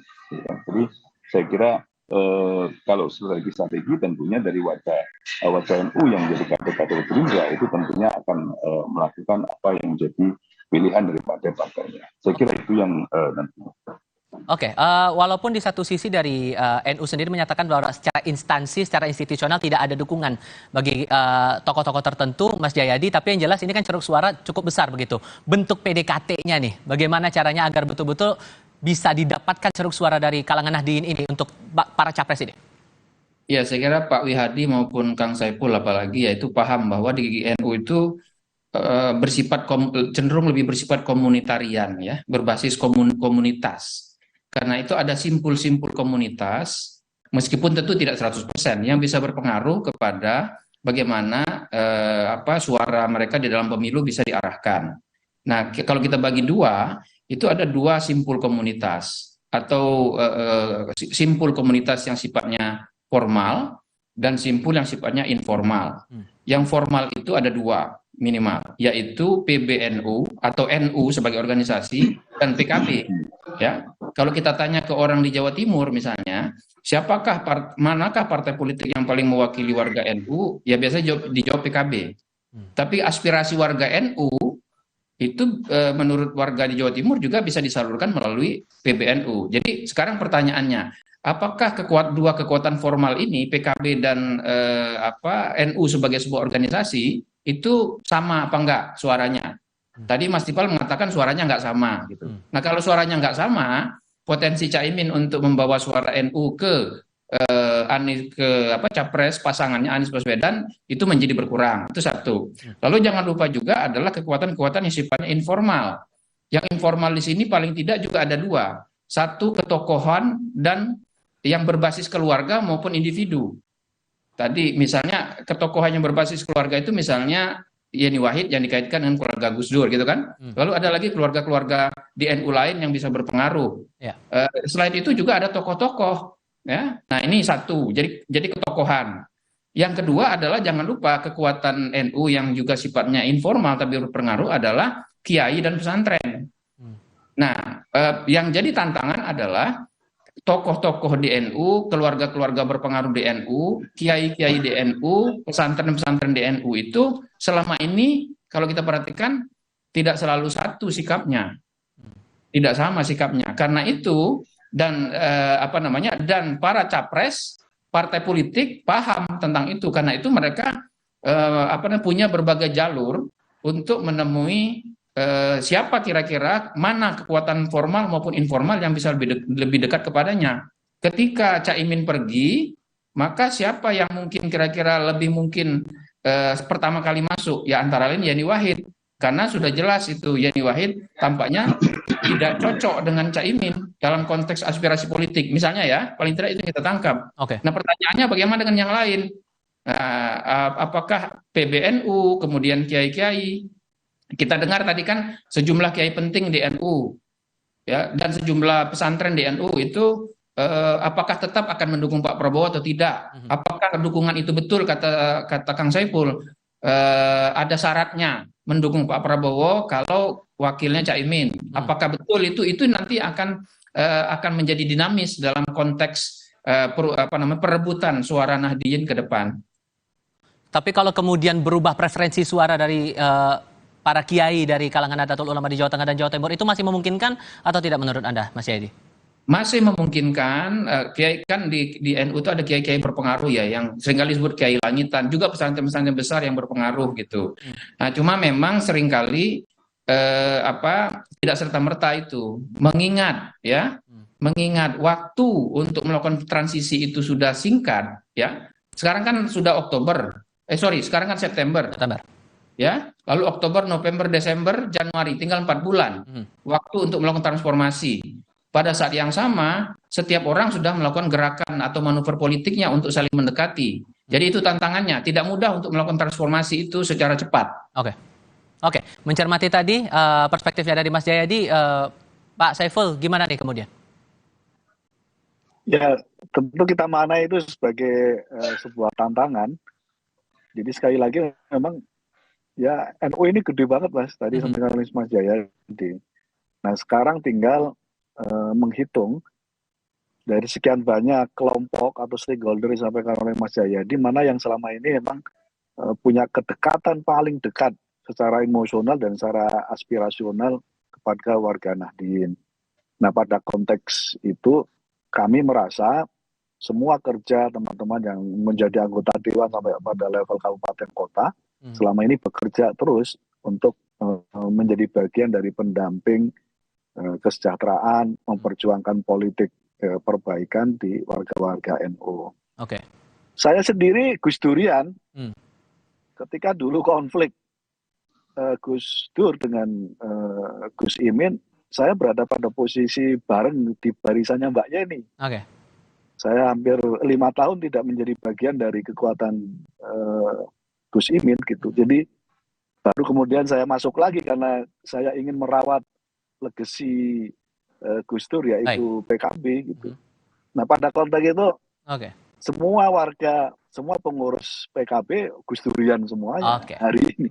Jadi kategori itu menurut saya kurang tepat ya, tepat karena cuman cara saja. Tapi memilih untuk merawat dan terus membesarkan dan menumbuhkan PKB sebagai legasinya Gus Dur. Saat yang sama ada yang memusuhi Gus Dur terus. Tadi juga disebutkan ada perspektif bahwa kecenderungannya dukungannya antara Pak Prabowo atau Ganjar begitu dari perspektif pilihan dari para kiai NU ini, Mas Wihadi, untuk menjaga loyalitas ini agar dukungan tetap berada untuk Pak Prabowo Subianto. Gimana tuh posisi Gerindra nanti ya? Ya, tapi saya sampaikan bahwa banyak kader-kader Gerindra itu adalah warga NU juga. Saya kira tentunya mereka juga banyak juga yang dari keluarga kiai, pondok pesantren juga banyak, ya kan, tentunya di Jawa Timur, karena banyak juga kader-kader kita dan juga anggota DPRD, kabupaten dan segala macam itu yang mereka warga daripada pondok pesantren dan dari kalangan Nahdliyin. Jadi saya kira tentunya ini adalah satu modal buat kita, di mana merawat Pak Prabowo untuk tetap dipilih oleh warga Nahdlatul. Jadi saya kira ini sudah dilakukan dari dulu kita bisa lakukan. Oke, Mas Wihadi Wianto terima kasih, Pak Saiful Huda terima kasih, Mas Jayadi Hanan juga terima kasih sudah berdiskusi bersama kami. Selamat sore semuanya. Oke, selamat sore. Laporan lainnya sesaat lagi, jasad ibu dan anak ditemukan sudah membusuk di kamar mandi sebuah rumah mewah di Cinere, Depok, Jawa Barat.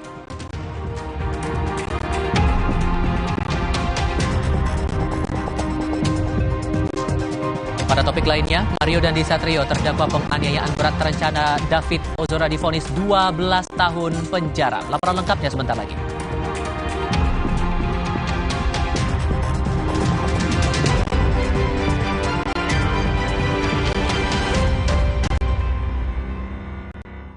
Lagi ya. Euphibolisius, real fruit juice dan kolagennya segarkan harimu yang aktif. Euphibolisius, bikin serunya menggelinding terus. Kala ditemani gurih kentalnya kuah miso, punya rumah wijen yang otentik, kehangatannya ingin terus keurangi. Indomie Ramen Series, nikmat otentiknya Pang Soko. Torabika Cappuccino nomor 1 di dunia. Biji kopinya pilihan dengan susu New Zealand. Choco granulnya nyoklat habis, tapi kopinya masih berasa. Perfect, balikin mood. Torabika Cappuccino nomor 1 di dunia. Don't you wish your phone was fun like this? Don't you wish your phone could fit in here? Don't you? Samsung Galaxy Z Fold 5 and Z Flip 5. Get it now! Selamat datang, silakan. Hah? Emangnya ada waktu buat sakit kepala? Panadol Extra, cepat redakan sakit kepala dan nyeri yang mengganggu. Panadol Extra, cepat redakan sakit kepala, dapat diminum sebelum makan. Terus, enaknya terus. Manis asam, cuy. Manis asam, cuy. Manis asam, cuy. Oleh terus. Gak nempel di gigi. Gimana aku tahu Enfagro E Plus adalah pilihan terbaik untuk Dante? Dia menunjukkan tanda IQ tinggi, working memory yang kuat, memiliki problem solving skill, critical thinking, dan communication skill yang baik. Yuk Mam, bantu optimalkan IQ-nya dengan Enfagro E Plus MFGM Pro. Aqua percaya akan kebijaksanaan dan keajaiban alam. Aqua berasal dari gunung-gunung terpilih, bukan tempat yang mudah tercemar. Aqua disaring oleh lapisan bebatuan pelindung tanpa proses rekayasa. Aqua mengandung mineral alami tanpa tambahan zat berbahaya. Sehingga Aqua terasa dingin tanpa didinginkan. Jelaskan kalau tak semua air itu Aqua. Aqua 100% murni. Ini Minggu ya. Stop dulu kerjanya. Hai ayah semua yuk seru-seruan. Wo oh oh oh Oreo. Wo oh oh oh Oreo. Mau mie, please. Khawatir anak minta mie terus? Tenang, kan ada mie oven, pilihan lebih sehat. Produksinya di oven, bukan digoreng. Air rebusannya jernih, minyak kenyal, bumbu basahnya bikin lebih enak. Aku juga mau.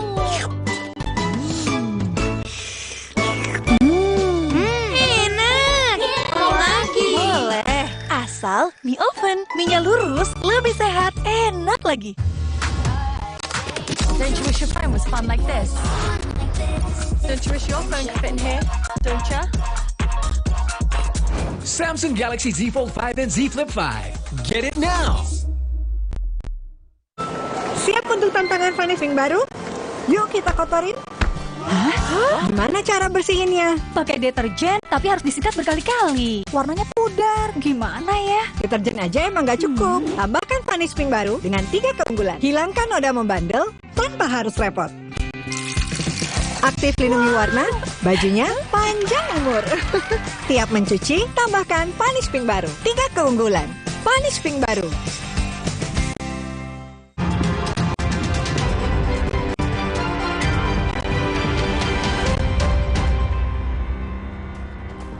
Saudara, jasad ibu dan anak ditemukan di kamar mandi sebuah rumah di Cinere, Depok, Jawa Barat. Keduanya ditemukan di kamar mandi dengan kondisi tergeletak berdampingan. Warga mengaku sudah 1 bulan tidak pernah bertemu dengan kedua korban. Tim penyidik dari Polres Metro Depok yang datang ke lokasi masih mengidentifikasi kematian keduanya.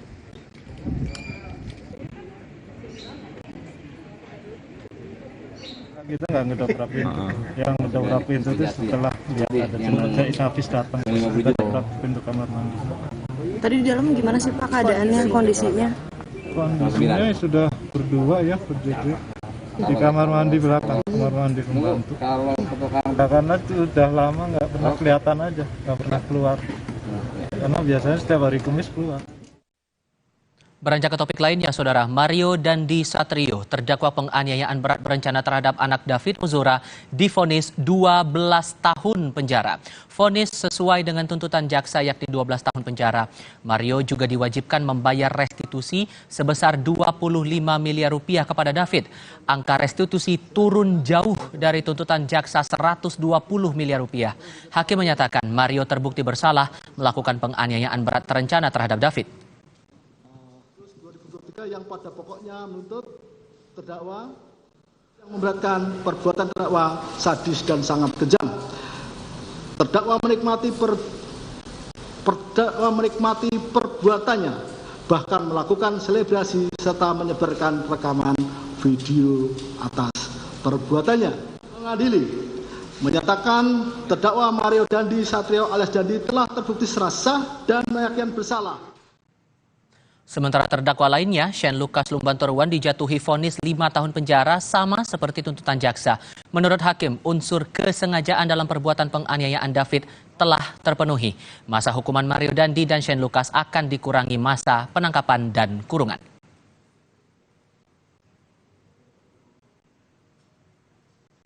Berita lainnya sesaat lagi, petugas damkar masih berjibaku memadamkan api yang membakar kapal feri Mutiara Berkah 1 di dermaga Pelabuhan Indah Kiat, Cilegon, Banten.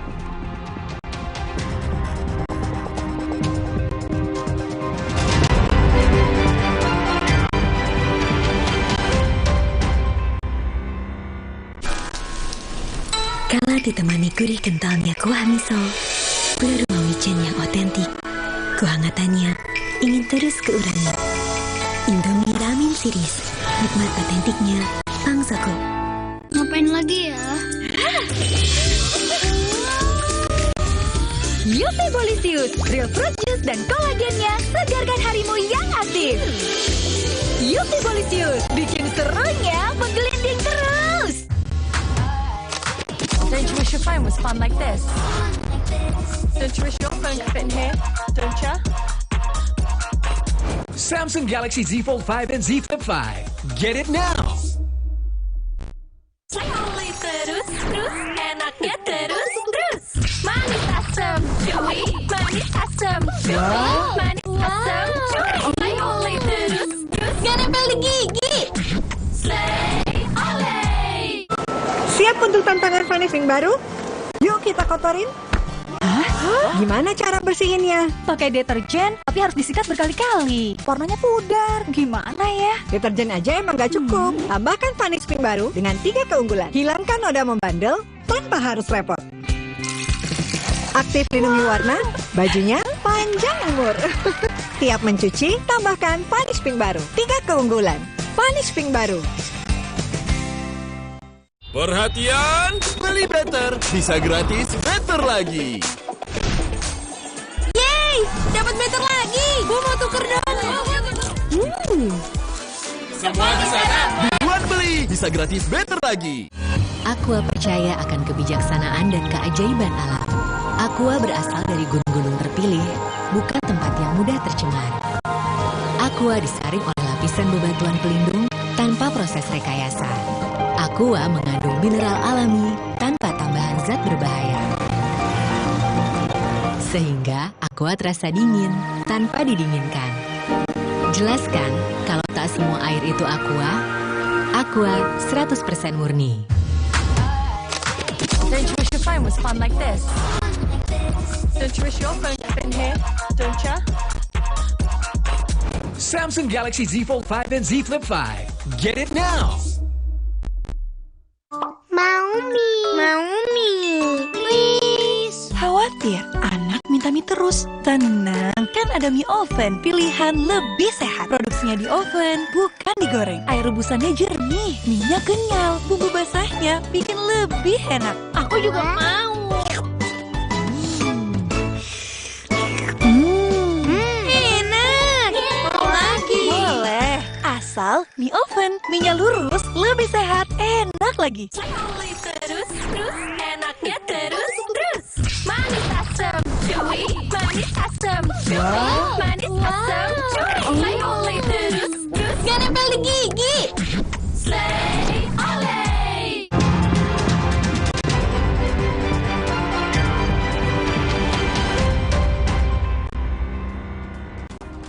Petugas damkar masih berupaya memadamkan api yang membakar kapal feri Mutiara Berkah 1 di dermaga Pelabuhan Indah Kiat, Cilegon, Banten.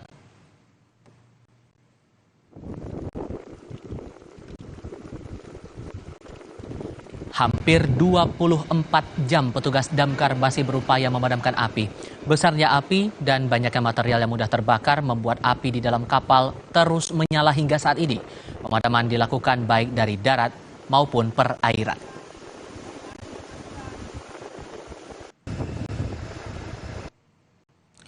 Kepulan asap hitam masih tampak mengepul dari dalam lambung kapal hingga bagian luar.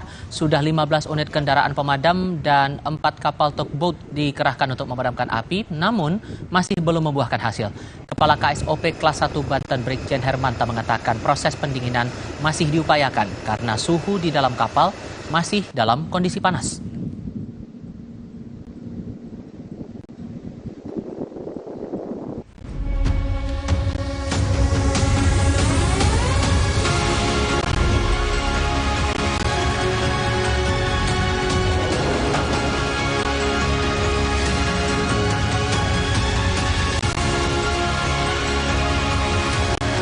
Insya Allah saya akan hadir di Malam Indonesia Raya HUT Kompas ke-12.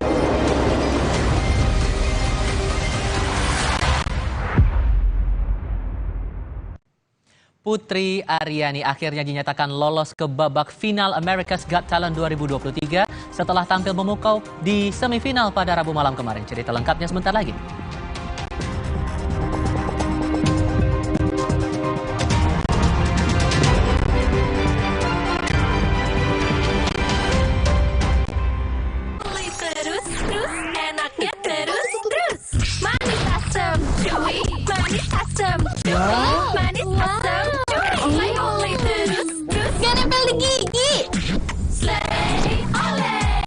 Kenapa sarapan sereal, Bu? Sereal kan terbuat dari gandum, jadi bergizi dan mengenyangkan. Energen, sereal nomor 1 di Indonesia. Terbuat dari gandum Australia, bernutrisi dan mengenyangkan. Enak! Kenyang! Sarapan sehat harus mengenyangkan dan bergizi, seperti sereal yang kaya gizi dan lebih mengenyangkan, sehingga tidak mudah lapar dan siap beraktivitas sepanjang hari. Ayo, sarapan sereal setiap hari. Baru isi perut, udah kosong lagi. Dikit-dikit lapar. Barusan jajan, tapi masih lapar. Dikit-dikit lapar. Sari gandum dengan gandum utuh dan krim coklat lezat bikin kenyang lebih lama. Sari gandum, seenak itu, sekenyang itu. Aqua percaya akan kebijaksanaan dan keajaiban alam. Aqua berasal dari gunung-gunung terpilih, bukan tempat yang mudah tercemar. Aqua disaring oleh lapisan bebatuan pelindung tanpa proses rekayasa. Aqua mengandung mineral alami tanpa tambahan zat berbahaya. Sehingga Aqua terasa dingin tanpa didinginkan. Jelaskan kalau tak semua air itu Aqua. Aqua 100% murni. Don't you wish your phone was fun like this? Don't you wish your phone could fit in here? Don't you? Samsung Galaxy Z Fold 5 and Z Flip 5. Get it now! Gimana aku tahu Envagro E Plus adalah pilihan terbaik untuk Dante? Dia menunjukkan tanda IQ tinggi, working memory yang kuat, memiliki problem solving skill, critical thinking, dan communication skill yang baik. Yuk Mam, bantu optimalkan IQ-nya dengan Envagro E Plus MFGM Pro. Mau mie, please. Khawatir, anak minta mie terus. Tenang, kan ada mie oven, pilihan lebih sehat. Produksinya di oven, bukan digoreng. Air rebusannya jernih, mie-nya kenyal, bumbu basahnya bikin lebih enak. Aku juga mau. Enak. Mau lagi? Boleh. Asal mie oven, mie-nya lurus, lebih sehat, enak lagi. Don't you wish your phone was fun like this? Don't you wish your phone could fit in here? Don't you? Samsung Galaxy Z Fold 5 and Z Flip 5. Get it now!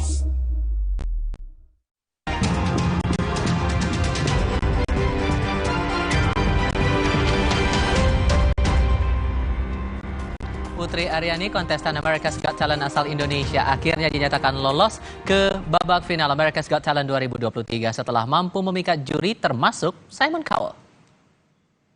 America has voted. The second act going into the finals is...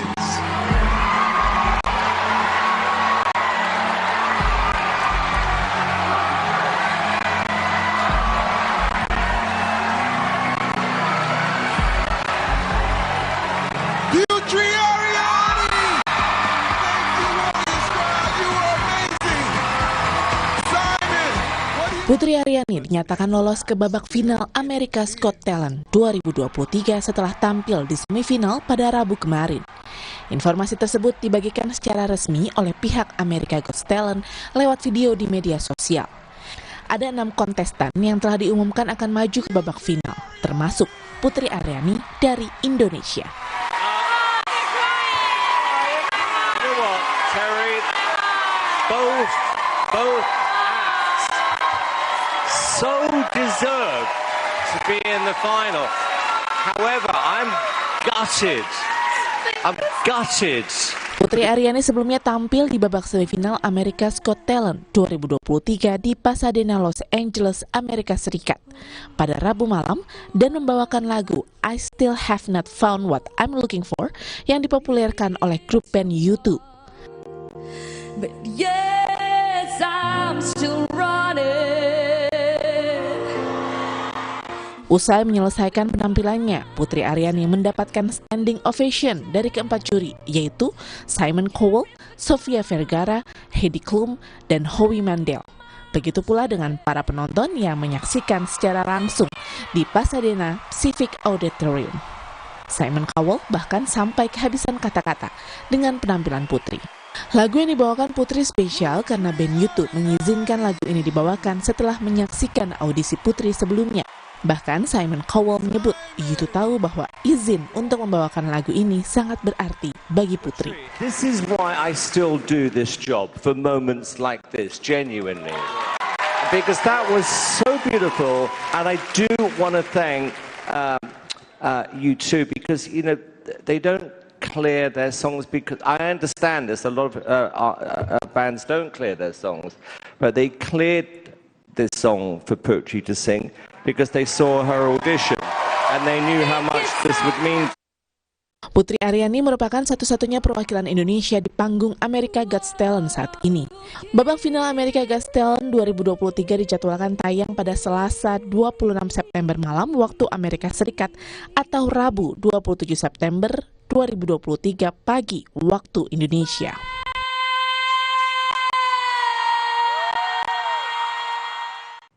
Sekian Kompas Petang kali ini, ikuti ragam perkembangan terkini seputar pemilu hanya di Kompas TV, independen, terpercaya. Saya Tifal Solesa. Dan saya Dilu Puspa, terima kasih atas perhatian Anda. Sampai jumpa.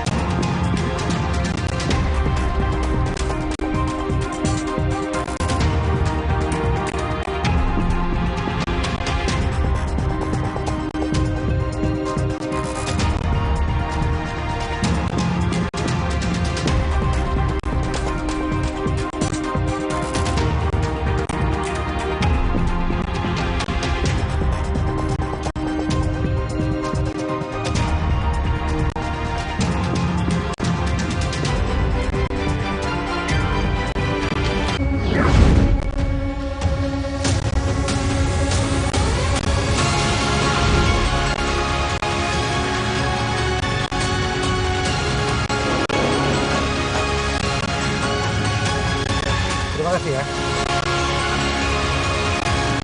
Oke, saya akan hadir di malam puncak Indonesia Raya di Kompas TV.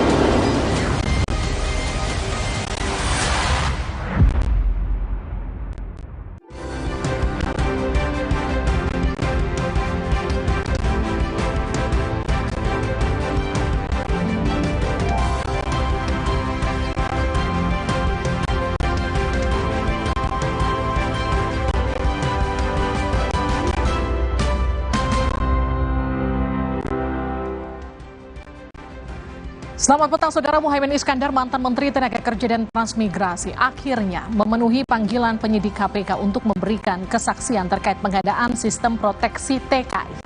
Apa saja kesaksian Caimin dan langkah KPK ini, apakah masih dituding politis? Kita bahas di Sapa Indonesia malam kali ini.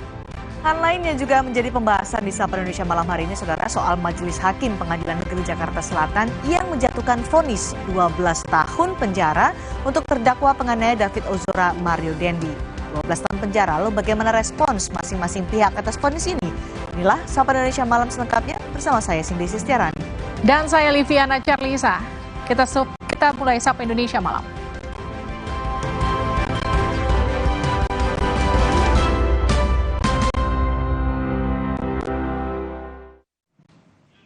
Saudara, Ketua Umum PKB yang juga bacawa pres dari Koalisi Perubahan Muhaimin Iskandar hari ini diperiksa sebagai saksi dalam kasus dugaan korupsi sistem proteksi TKI di Kementerian Tenaga Kerja dan Transmigrasi. Caimin diperiksa penyidik KPK selama 5 jam. Menaker periode 2009-2014 Muhaimin Iskandar diperiksa penyidik KPK sebagai saksi selama 5 jam dalam kasus dugaan korupsi sistem proteksi TKI di Kemnaker. Usai diperiksa, Caimin mengatakan sudah menjelaskan semua yang ia tahu dan dengar terkait kasus ini. Caimin berharap penjelasannya membuat KPK cepat menyelesaikan penyidikan. Kasus korupsi di Kementerian Ketenagakerjaan dan Transmigrasi tahun 2012. Dalam hal ini ada program perlindungan TKI di luar negeri, proteksi sistem perlindungan tenaga kerja Indonesia di luar negeri. Sistem proteksi inilah yang menjadi kasus yang sedang diselidiki oleh KPK dengan tersangka mantan dirjen, mantan salah satu staf dirjen, dan salah seorang atau pengusaha atau apa gitu. Saya sudah membantu menjelaskan semua yang saya tahu, semua yang saya pernah dengar, dan insya Allah semuanya yang saya ingat, yang saya tahu semuanya sudah saya jelaskan. Moga-moga dengan penjelasan ini KPK semakin lancar dan cepat tuntas mengatasi seluruh kasus-kasus korupsi. Sebelumnya, Ketua KPK Firly Bahuri memastikan pemeriksaan Muhaimin Iskandar tidak terpengaruh pada kekuasaan manapun. Firly menegaskan yang dikerjakan KPK adalah proses hukum. Ketua KPK Firly Bahuri menyatakan pemeriksaan Muhaimin Iskandar sebagai saksi merupakan proses hukum yang harus dikerjakan KPK. Caimin diperiksa untuk didengar keterangannya dalam kasus dugaan korupsi sistem proteksi TKI di Kementerian Tenaga Kerja dan Transmigrasi 2012 lalu. Dalam keterangan tertulis kepada Kompas TV, Ketua KPK Firly Bahuri mengatakan yang bersangkutan dipanggil penyidik untuk didengar keterangannya sebagai saksi dalam perkara dugaan tindak pidana korupsi yang dilakukan para tersangka di Kemnaker Trans tahun 2012. Lebih lanjut, Firly Bahuri menyebut yang dikerjakan KPK adalah proses hukum. Lembaga KPK adalah lembaga negara yang independen dalam rumpun eksekutif yang dalam pelaksanaan tugas wewenangnya tidak terpengaruh kepada kekuasaan manapun. Pengadaan sistem pengawasan dan pengolahan data TKI adalah proyek di Kemnaker tahun 2012 yang lalu. Saat itu Muhaimin Iskandar menjabat sebagai Menteri Tenaga Kerja dan Transmigrasi. Nilai perkiraan sendiri proyek ini adalah 19,8 miliar dengan pagu 20 miliar rupiah. Ada 37 peserta yang ikut untuk klasifikasi pengadaan perangkat keras dan perangkat lunak. PT Adi Inti Mandiri ditetapkan sebagai pemenang dengan nilai penawaran terendah 19,775 miliar rupiah. KPK sendiri belum mengumumkan secara resmi siapa saja 3 orang yang ditetapkan sebagai tersangka dalam kasus ini. KPK hanya menyebut ada 2 Kemnaker dan 1 dari pihak swasta. KPK juga belum merinci berapa besar kerugian negara dalam kasus ini, tapi kata juru bicara KPK Ali Fikri, kerugian negara minimal 1 miliar. Ketiga tersangka kini telah dicegah bepergian ke luar negeri. Keterangan apa saja yang digali KPK saat memeriksa Muhaimin Iskandar siang tadi, jurnalis Kompas TV Asri Gunawan akan melaporkannya dari KPK. Asri, jadi apa saja yang digali dari pemeriksaan Caimin hari ini? Iya, selamat petang Livi. Dari pemeriksaan yang dilakukan oleh KPK hari ini, penyidik berupaya untuk menggali keterangan dari Caimin atau Muhaimin Iskandar yang mana pada saat itu merupakan atau menjabat sebagai Menteri Ketenagakerjaan dan Transmigrasi periode 2009 sampai dengan 2014, di mana kasus dugaan korupsi terkait dengan pengadaan ataupun juga sistem proteksi TKI di Kemnaker ini terjadi pada tahun 2012. Apa yang kemudian digali oleh penyidik KPK begitu tentu saja terkait dengan apa yang diketahui oleh Caimin itu sendiri. Dan tadi usai diperiksa selama 5 jam dari pukul 10 pagi sampai dengan pukul 15 sore waktu Indonesia Barat, Caimin mengatakan sudah memberikan keterangan sejelas-jelasnya sesuai dengan apa yang ia ketahui, apa yang ia dengar dan apa yang ia ingat begitu. Tapi Caimin ini enggan menjelaskan lebih detail terkait dengan pertanyaan ataupun materi yang diupayakan untuk digali oleh penyidik KPK. Tapi yang jelas Caimin sendiri mengatakan akan kooperatif dan juga ia senang dan berharap dari apa yang ia jelaskan, apa yang ia sampaikan kepada penyidik ini bisa membantu proses pengusutan kasus dugaan korupsi di Kemnaker ini. Dan informasi yang kami dapatkan juga dari Kabag Pemberitaan KPK Ali Fikri bahwa dalam rangka pemanggilan ataupun juga pemeriksaan terhadap Caimin ini untuk membuat terang peran dari masing-masing tersangka. Sudah ada 3 tersangka yang ditetapkan meski belum dirilis secara resmi oleh pihak KPK, namun kami mendapatkan informasi ketiga tersangka tersebut, diantaranya mantan Dirjen Pembinaan Penempatan Tenaga Kerja dan Transmigrasi Kemnaker yang kini juga menjabat sebagai Wakil Ketua DPW PKB Bali, yakni Reina Usman. Kemudian tersangka yang kedua adalah Sekretaris Badan Perencanaan dan Pengembangan Kemnaker Inyoman Darbanta. Dan tersangka ketiga ini merupakan dari pihak swasta, yakni Direktur PT Adi Inti Mandiri Karunia. Nah, 3 tersangka tersebut juga sudah dicegah untuk bepergian ke luar negeri. Dan selain dari beberapa Caimin yang sudah diperiksa dan juga tersangka yang sudah diperiksa, KPK juga telah memeriksa 2 orang saksi, diantaranya Berry Komaruzaman selaku pegawai negeri sipil Kemnaker, yang mana keterangannya ini digali atau didalami terkait dengan pengetahuannya soal peran dari masing-masing tersangka. Dan saksi lainnya yang juga diperiksa oleh penyidik KPK yakni Anik Sulistiawati yang menjabat sebagai Ketua Panitia Pengadaan di Kemnaker tahun 2012. Tentu saja ini keterangannya digali terkait dengan posisinya saat proyek tersebut dilakukan. Dan informasi yang kami dapatkan sejauh ini untuk hari ini dari KPK sendiri belum melakukan rilis resmi apa kemudian perkembangan dari proses penyidikan yang dilakukan ataupun juga dari hasil pemeriksaan yang dilakukan terhadap Muhaimin Iskandar tadi siang, Livi. Asri, ini kan kasus 2012 pengadaannya dan kemudian diusut kembali, konstruksi perkaranya seperti apa, Asri? Ya, sebetulnya dari pihak KPK sendiri belum merilis resmi begitu bagaimana kemudian awal mula penyelidikan ini dilakukan. Kemudian KPK juga sampai saat ini belum membeberkan berapa total ataupun juga jumlah kerugian negara yang disebabkan dari kasus dugaan korupsi di Kemnaker ini. Tapi yang jelas juru bicara KPK Ali Fikri mengatakan bahwa sebetulnya dari proyek pengadaan sistem proteksi TKI ini seharusnya bisa untuk dimanfaatkan dimanfaatkan sebagai pengawasan dari tenaga kerja Indonesia yang berada ataupun juga bekerja di luar negeri.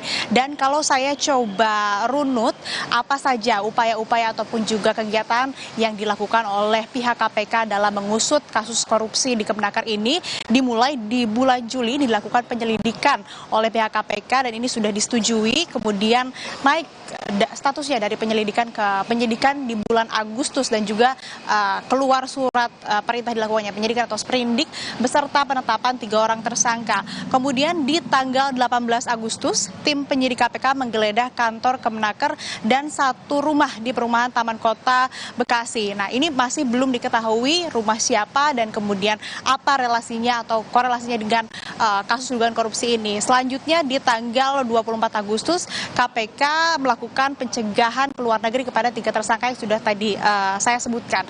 Kemudian di tanggal 29 Agustus tim KPK kembali melakukan penggeledahan. Kali ini dilakukan di Gorontalo. Ini merupakan rumah milik salah satu tersangka yang tadi saya sebutkan yakni Reina Usman. Dan di tanggal 31 Agustus KPK melakukan pemanggilan atau surat pemanggilan terhadap Caimin. Dan yang terbaru hari ini KPK juga telah melakukan penggeledahan di rumah Reina Usman yang ada di Badung, Bali. Nah, itu tadi rangkaian kegiatan yang dilakukan oleh tim penyidik KPK dalam melakukan pengusutan kasus dugaan korupsi di Kemenaker tahun 2012. Kami juga masih menunggu bagaimana kemudian perkembangan dan apa langkah selanjutnya yang akan dilakukan oleh tim penyidik KPK. Tentu saja akan ada pemanggilan saksi dan juga pelengkapan atau memperkaya dan untuk mengantongi lebih banyak lagi barang bukti supaya lebih terang dan lebih jelas dan bisa mengungkap kasus ini. Dan tidak menutup kemungkinan juga akan ada tersangka baru, namun kami pun masih menunggu bagaimana update resmi ataupun juga rilis resmi yang nantinya akan disampaikan oleh pihak KPK. Livia. Astrid Gunawan, terima kasih laporan Anda. Saudara, Polres Probolinggo, Jawa Timur mencopot Bribka Muhammad Nuril, suami TikToker yang tersangkut tindak perundungan terhadap siswi SMK. Sementara sang istri akhirnya meminta maaf setelah video perundungannya tersebar di media sosial. Ini adalah bentuk penyesalan TikToker Luluk Sofiatul Jannah atas aksinya memarahi siswi magang di sebuah toko swalayan di Probolinggo, Jawa Timur. Luluh didampingi Propam Polres Probolinggo dan suaminya Bribka Muhammad Nuril datang ke SMKN 1 Kota Probolinggo, Jawa Timur untuk mediasi dengan korban perundungannya. Setelah mediasi dengan pihak keluarga, Luluh pun meminta maaf. Pihak keluarga pun sudah memaafkan pelaku dan tidak berniat menempuh jalur hukum. Dengan segala kerendahan hati dan kesadaran diri, saya mengucapkan permohonan maaf yang sebesar-besarnya atas ketidakbijaksanaan saya dalam menggunakan media sosial yang telah menyebabkan kegaduhan dan perhatian masyarakat saat ini. Saya sudah memaafkan yang saya lakukan Mbak Nuril. Sebelumnya aksi marah-marah Luluk terhadap siswi SMKN 1 Kota Probolinggo yang sedang magang di swalayan diunggah di akun TikToknya dan disorot warganet setelah beredar di media sosial. Luluk diduga kerap membagikan momen kehidupan sehari-hari di TikTok dan Instagramnya, termasuk momen liburan bersama suami dan teman-temannya. Luluk juga kerap kali membagikan konten dengan mobil mewah. Padahal sebagai istri polisi, Luluk pun menyandang sebagai ibu bayangkari yang harus menjaga untuk tidak bergaya hidup mewah, sebagaimana instruksi Kapolri. Polres Probolinggo, Jawa Timur mencopot Bribka Muhammad Nuril, suami Luluk yang tersangkut tindak perundungan terhadap siswi SMK. Sebelumnya, Nuril menjabat sebagai Kanit Binmas Polsek Tiris Probolinggo. Sanksi yang bersangkutan kita akan copot dari jabatannya sekarang, dari Polsek kita kembalikan ke Polres, kemudian sementara proses sidang kode etik maupun hubungan disiplinnya sementara berjalan. Saat ini, proses sidang kode etik dan disiplin sedang berjalan dan ditangani Propam. Tim Liputan, Kompas TV. Terdakwa Mario Dandi Satrio divonis dengan pidana penjara 12 tahun dalam kasus penganiayaan David Ozora. Hakim juga memvonis Mario biaya restitusi 25 miliar. Majelis Hakim Pengadilan Negeri Jakarta Selatan menilai Mario telah terbukti secara sah dan meyakinkan melakukan penganiayaan berat terhadap David Ozora. Hakim turut mempertimbangkan sejumlah keadaan memberatkan untuk anak ex pejabat pajak Rafael Aluntri Sambodo itu. Putusan hakim sesuai dengan tuntutan jaksa penuntut umum yang menginginkan Mario dihukum pidana 12 tahun penjara. Hanya saja jaksa awalnya menuntut Mario membayar restitusi 120 miliar rupiah, tapi hakim memutuskan 20 miliar rupiah lebih ditambah lelang mobil Jeep Rubicon. Menyatakan terdakwa Mario Dandi Satrio alias Dandi telah terbukti secara sah dan meyakinkan bersalah melakukan tindak pidana melakukan penganiayaan berat dengan rencana terlebih dahulu. 2. Menjatuhkan pidana penjara oleh karena itu kepada terdakwa Mario Dandi Satrio alias Dandi dengan pidana penjara selama 12 tahun. 3. Menetapkan lamanya penangkapan dan masa penahanan yang telah dijalani terdakwa dikurangkan seluruhnya dari pidana yang dijatuhkan. Menetapkan terdakwa tetap berada dalam tahanan. Membebankan terdakwa Mario Dandi Satrio alias Dandi membayar restitusi kepada anak korban Kristalino David Ozora alias Fareng sebesar 25 miliar 150 juta 161.900 rupiah. Terdakwa Shane Lucas Rotua Pangondian Lumban Toruan divonis 5 tahun penjara dalam kasus penganiayaan David Ozora. Majelis Hakim menilai Shane yang merupakan rekan terdakwa Mario Dandi terbukti melakukan penganiayaan berat terhadap David. Hakim menilai hal yang memberatkan Shane adalah keikutsertaannya dengan Mario merusak masa depan anak korban. Sementara itu hal meringankan bagi Shane sudah mencegah Mario melanjutkan penganiayaan meskipun terlambat dan mengakibatkan dampak yang fatal pada David. Selain itu hakim juga memberi pertimbangan membebaskan Shane dari biaya restitusi. Terdakwa Shane Lucas Rotua Pangondian Lumban Toruan alias Shane terbukti secara sah dan meyakinkan bersalah melakukan tindak pidana turut serta melakukan penganiayaan berat yang direncanakan terlebih dahulu. 2. Menjatuhkan pidana kepada terdakwa oleh karena itu dengan pidana penjara selama 5 tahun. Menetapkan masa penangkapan dan penahanan yang telah dijalani terdakwa dikurangkan seluruhnya dari pidana yang dijatuhkan dan menetapkan terdakwa tetap berada dalam tahanan. Vonis 3 terdakwa kasus penganiayaan berat terhadap David Ozora hampir sama dengan tuntutan jaksa. Mario Dandi Satrio divonis 12 tahun penjara dan wajib membayar restitusi 25 miliar. Sebelumnya jaksa menuntut 12 tahun penjara dan restitusi 120 miliar rupiah, sementara Shane Lucas divonis 5 tahun penjara sama dengan tuntutan jaksa. Anak AG divonis 3,5 tahun penjara. Anak AG sempat melakukan upaya banding dan kasasi, namun upaya banding dan kasasinya ditolak dan telah berkekuatan hukum tetap atau inkrah. Anak AG juga sudah dieksekusi ke Lembaga Pembinaan Khusus Anak LPKA. Keluarga David Ozora ikut hadir di sidang vonis Mario dan Shane meskipun restitusi anak tak sesuai tuntutan, tapi ayah David mengapresiasi vonis hakim yang maksimal kepada Mario dan Shane. Ayah korban anak David Ozora, Jonathan Latumahina, menilai putusan hakim yang menjatuhkan pidana maksimal kepada Mario dan Shane sudah tepat. Meskipun pihak keluarga mengaku kecewa karena nilai restitusinya jauh dari tuntutan jaksa 120 miliar rupiah. Kini keluarga David berupaya untuk bisa membuat Mario mendapatkan hukuman tambahan.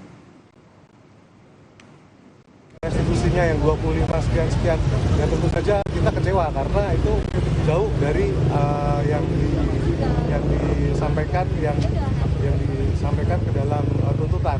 Tetapi hukuman utamanya kan kita udah dapat dan itu maksimal. 12 tahunnya udah dapat. Sekarang kita tinggal bersiasat untuk bagaimana mengejar tambahan hukuman. Karena mau berapapun saya anggap saya nggak akan pernah ikhlas untuk menerima vonisnya. Tetapi kita juga tetap harus apresiasi majelis hakim karena Menolak kedatangan petugas pematok lahan atas proyek pengembangan Rempang, masyarakat adat tua Melayu Pulau Rempang dan Galang bentrok dengan petugas. Bentrokan tak terhindarkan hingga polisi mengerahkan mobil gas air mata.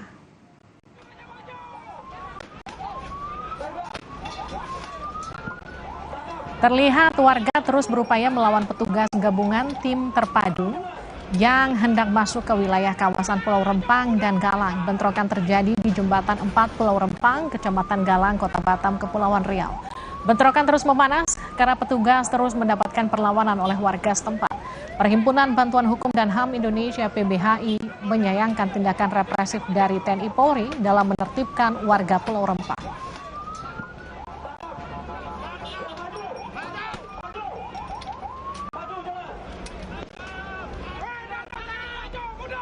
Tragedi kekerasan di Rempang Eco City sekali lagi membuktikan bahwa pembangunan proyek strategis nasional masih jauh dari perspektif hak asasi manusia, di mana di dalamnya ada hak atas tanah, hak atas lingkungan, lalu ruang hidup masyarakat yang tidak pernah menjadi pertimbangan dan sekali lagi justru dihindari oleh negara, tidak dipertanggungjawabkan pemenuhannya oleh negara dengan menggunakan kekuatan-kekuatan atau alat negara yang represif dan tidak tepat, tidak sesuai dengan tupoksi, yaitu alat pertahanan dan keamanan menggunakan kekuatan TNI Polri.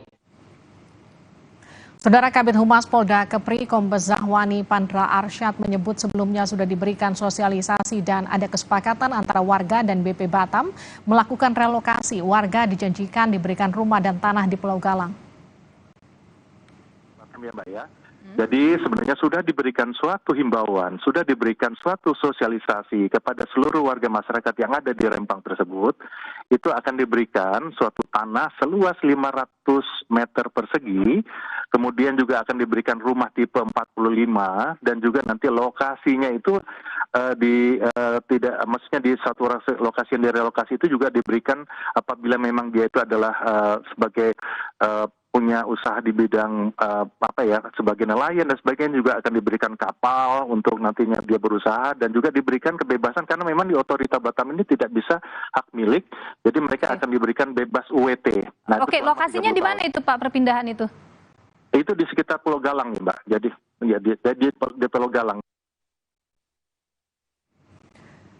Berdasarkan laman bpbatam.go.id, Rempang Eco City merupakan proyek strategis nasional tahun 2023. Badan Pengusahaan Batam dan PT Makmur Elok Graha akan membangun kawasan industri, perdagangan hingga wisata yang terintegrasi. Nilai investasi ditaksir 381 triliun rupiah hingga tahun 2080. Badan Siber dan Sandi Negara atau BSSN menemukan akun YouTube DPR RI diretas menggunakan perangkat lunak yang ditemukan di perangkat salah satu admin media sosial DPR. Hingga kini akun DPR RI masih menjalani pemulihan sebelum dibuka kembali. Menurut juru bicara BSSN Ariandi Putra, perangkat lunak dan alat peretas ditemukan di perangkat pengurus media sosial DPR. Diduga peretasan dilakukan lewat celah ini. Saat ini akun YouTube DPR telah berhasil dikuasai kembali, tapi belum sepenuhnya pulih. Sementara itu Kepala Biro Pemberitaan Parlemen Indra Pahlevi menyebutkan DPR akan memperketat keamanan dan penanganan media sosial mereka. Penanganan insiden dan forensik digital terhadap beberapa perangkat yang digunakan oleh admin media sosial DPR RI. Ketiga, berdasarkan hasil deteksi yang ditemukan oleh tim BSSN, ditemukan indikasi adanya file berklasifikasi malware dan file berklasifikasi hacktool yang ditemukan pada perangkat yang digunakan. Untuk sementara, akun official YouTube DPR RI dinonaktifkan oleh admin media sosial DPR RI, sehingga tidak bisa dicek dan dilihat di YouTube tersebut.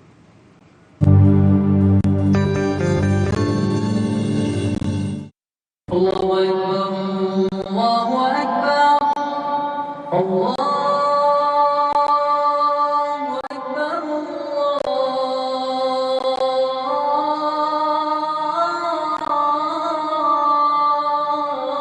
Allahu Akbar, Asyhadu an la ilaha illallah.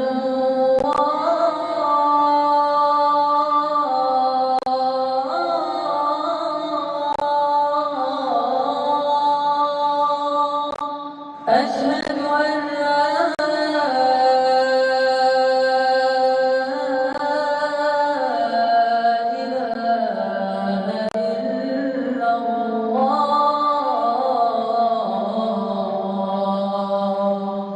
أشهد أن محمدا رسول الله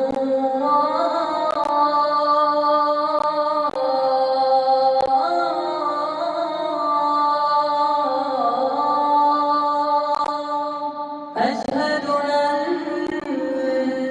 محمدا رسول الله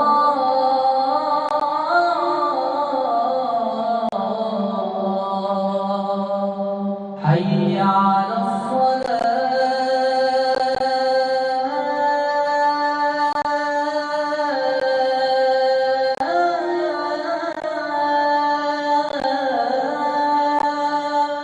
حي على الصلاة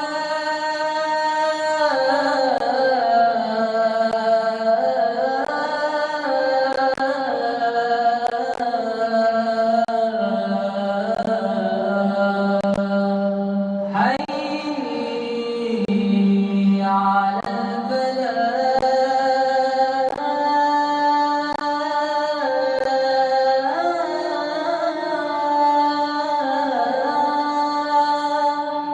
حي على الفلاح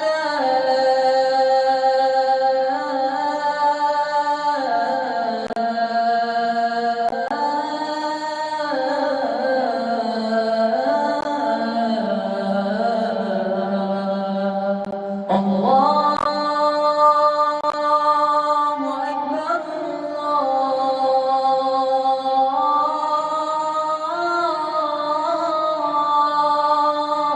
الله أكبر لا إله إلا الله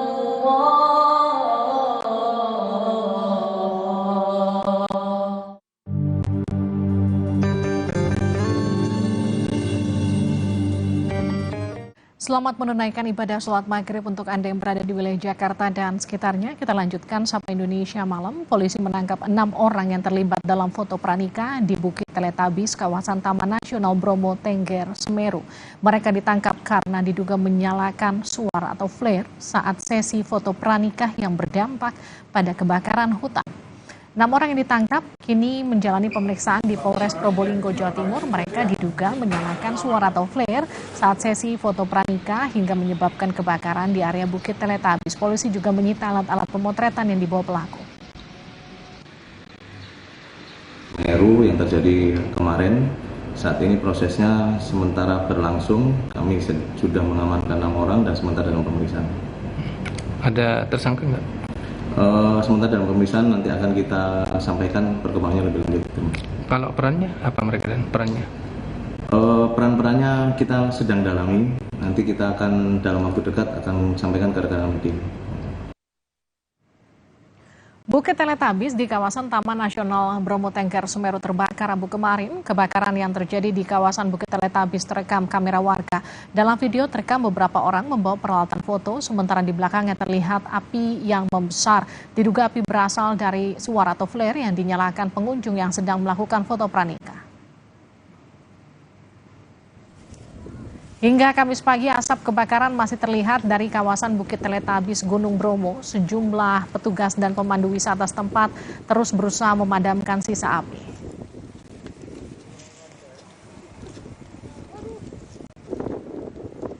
Saudara Muhaimin Iskandar diperiksa sebagai saksi selama 5 jam di KPK dalam kasus dugaan korupsi sistem proteksi TKI di Kemnaker Trans 2012 lalu. Lebih lengkap saya jeda.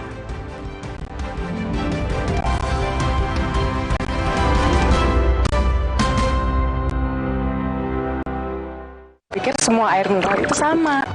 Le mineral itu beda. Le mineral memang berbeda. Setiap tetesnya mengandung mineral esensial seimbang yang penting untuk tubuh dan juga membuat rasa airnya lebih segar. Segernya. Le mineral.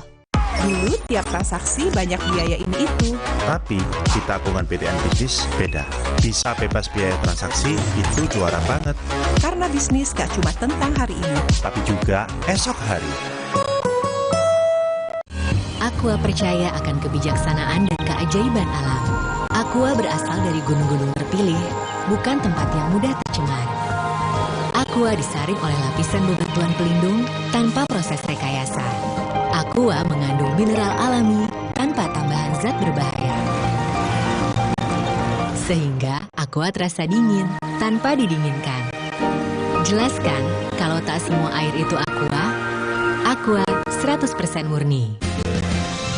Minum 1 kaplet Kanalflex setiap hari bila perlu. Kanalflex mengandung glukosamin plus kalsium, vitamin D3, magnesium, dan zinc untuk bantu jaga kesehatan tulang dan sendi. Kanalflex bergerak dengan tulang dan sendi sehat. Hari ini juga kita katakan selamat tinggal kepada politik cebong dan kampret. Berlabuhnya Caimin dan PKB ke koalisi perubahan memantik banyak spekulasi. Seberapa kuatkah duet Anies Imin menaklukkan Jawa Timur dan pemilih NU? Bersama Anies Baswedan dan Muhaimin Iskandar, saksikan Rosi, Kamis 7 September, pukul 8:30 malam di Kompas TV. Didukung oleh 2 sendok kopi dan 1 sendok gula. Kopi Luwak Hitam Baru. Dunia terus berputar. Begitu banyak hal yang berakhir, namun banyak juga yang kembali dalam bentuk baru, memberi harapan baru. Seperti botol plastikmu yang dapat menjadi barang baru lagi melalui gerakan ekonomi sirkular nasional Le Mineral. Kini, plastik tidak lagi menjadi sampah, namun terus berputar dengan dipilah dan didaur ulang menjadi baru. Semua bisa mengambil peran penting dalam perputaran itu dari hulu ke hilir. Mulai dari kamu yang memilah sampah dari rumah, pemulung yang mengumpulkannya, hingga pekerja pabrik yang mendaur ulang. Bersama gerakan ekonomi sirkular nasional Le Mineral, mari jadikan botol plastikmu jadi baru lagi.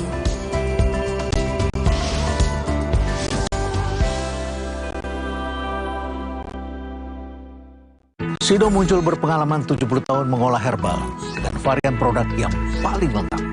Inovasi terbaru, tolak angin soft capsule. Kami percaya Sido Muncul. Kalau masuk angin, orang pintar minum tolak angin.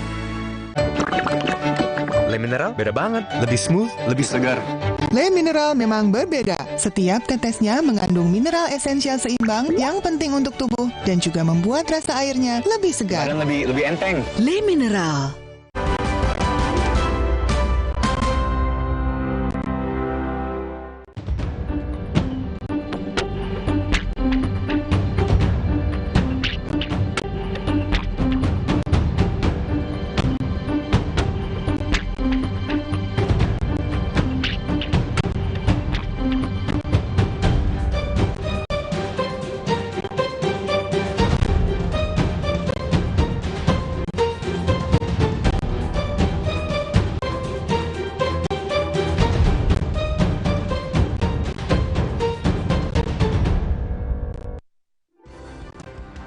Saudara, Muhaimin Iskandar hari ini jadi saksi di KPK terkait kasus dugaan korupsi Sistem Proteksi Tenaga Kerja Indonesia Kemnaker Trans. Kasus ini terjadi 2012, kala itu Muhaimin menjabat Menteri Tenaga Kerja dan Transmigrasi.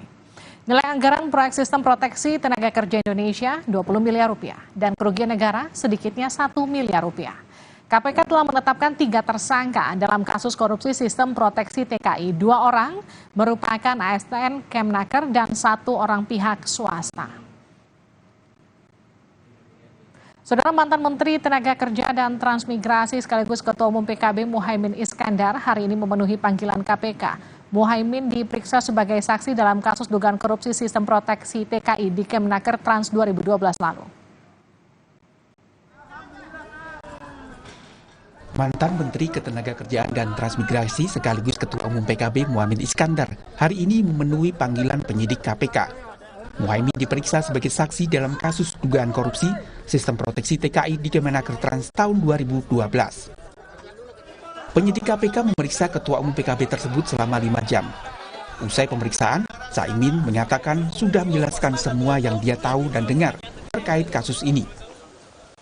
kasus korupsi di Kementerian Ketenagakerjaan dan Transmigrasi tahun 2012.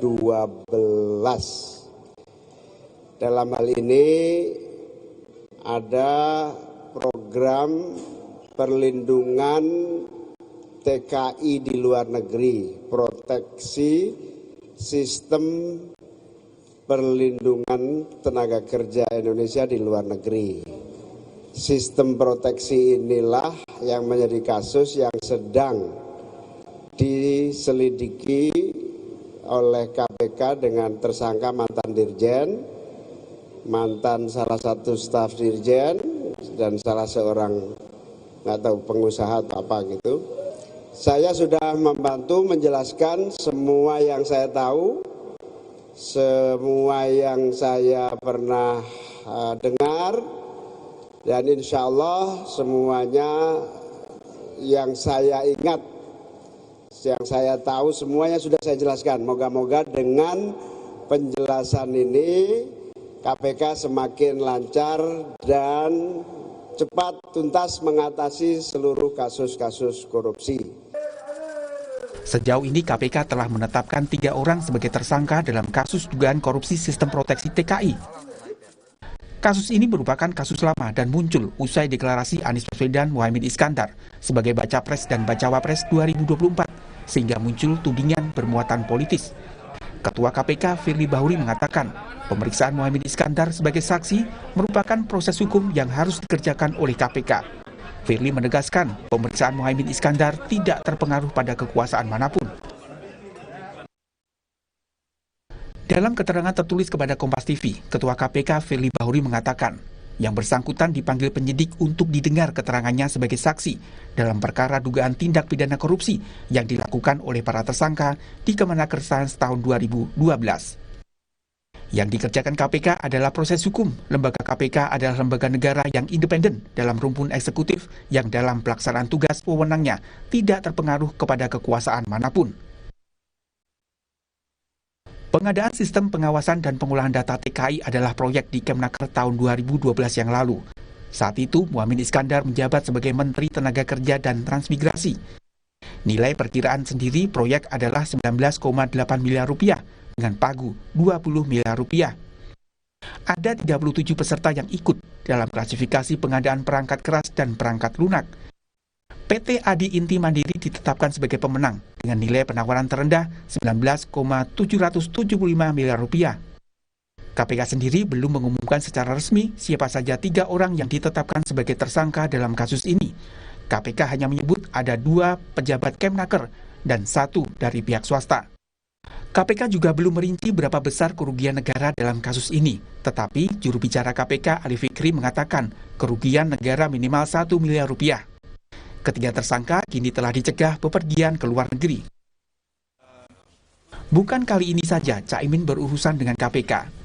Di tahun 2011, KPK menangkap 2 bawahan Muhaimin dan menyita uang 1,5 miliar rupiah dalam kardus durian yang merupakan suap pencairan dana percepatan pembangunan infrastruktur daerah tertinggal. Saat itu Caimin membantah terlibat. Tim Liputan, Kompas TV. Kita akan ulas pemeriksaan Ketua Umum PKB Muhaimin Iskandar sebagai saksi oleh KPK bersama politisi PKB Tommy Kurniawan serta mantan Wakil Ketua KPK Saud Situmorang. Selamat malam Pak Saud, selamat malam Mas Tommy. Selamat malam Mbak Livi. Saya izin ke Mas Tommy dulu ya. Jadi seperti apa sih KPKB menyikapi pemeriksaan Caimin hari ini? Iya, saya kira menurut saya pemeriksaan berjalan dengan baik dan juga lancar.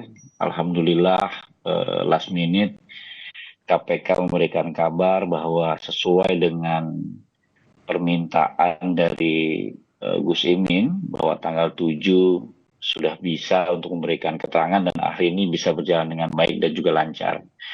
Terkait dengan hal-hal lainnya, saya kira seperti apa yang tadi sudah dikatakan oleh Gus Imin bahwa beliau mendukung penuh untuk penyelesaian kasus ini bisa dilaksanakan dengan baik, bisa dilaksanakan dengan cepat, dan kemudian kasus ini juga bisa terang benderang. karena kalau dari narasi yang tadi disampaikan oleh Kompas TV bahwa ini belum ada sama sekali pengumuman terkait dengan kasus ini dan juga lain-lainnya. Mungkin memang KPK masih mengumpulkan keterangan-keterangan dari beberapa pihak. Nanti mungkin kalau sudah lengkap akan diumumkan segera. Nah, saya kira seperti itu. Pasti diperiksa, ada nggak informasi dari Caimin kemudian kepada para pengurus PKB terkait dengan pemeriksaan yang berjalan hari ini? Belum ada info apa-apa, kelihatannya beliau pingin agak santai dulu sejenak, karena 5 jam diperiksa, kemudian pingin bersama dengan keluarga terlebih dahulu. Mungkin besok kami akan melakukan perjalanan touring Wali Songo, kita akan ke makam-makam Wali Songo. Nah, mungkin besok karena mulainya pagi, jadi beliau istirahat dulu, mungkin besok akan dibahas terkait dengan pemeriksaan, ngobrol-ngobrol dan tanggal 9 kita akan melakukan tour de Wali Songo bersama Gus Imin dan juga para pengurus PKB yang lainnya. Mas Tommy, gini, sebelum saya ke Pak Saud ya, jadi menurut Anda ini hanya kebetulan atau memang katakanlah ada tudingan memang ada unsur politisnya dalam pengumuman pemanggilan untuk pemeriksaan terhadap Caimin yang bertepatan sehari pasca deklarasi?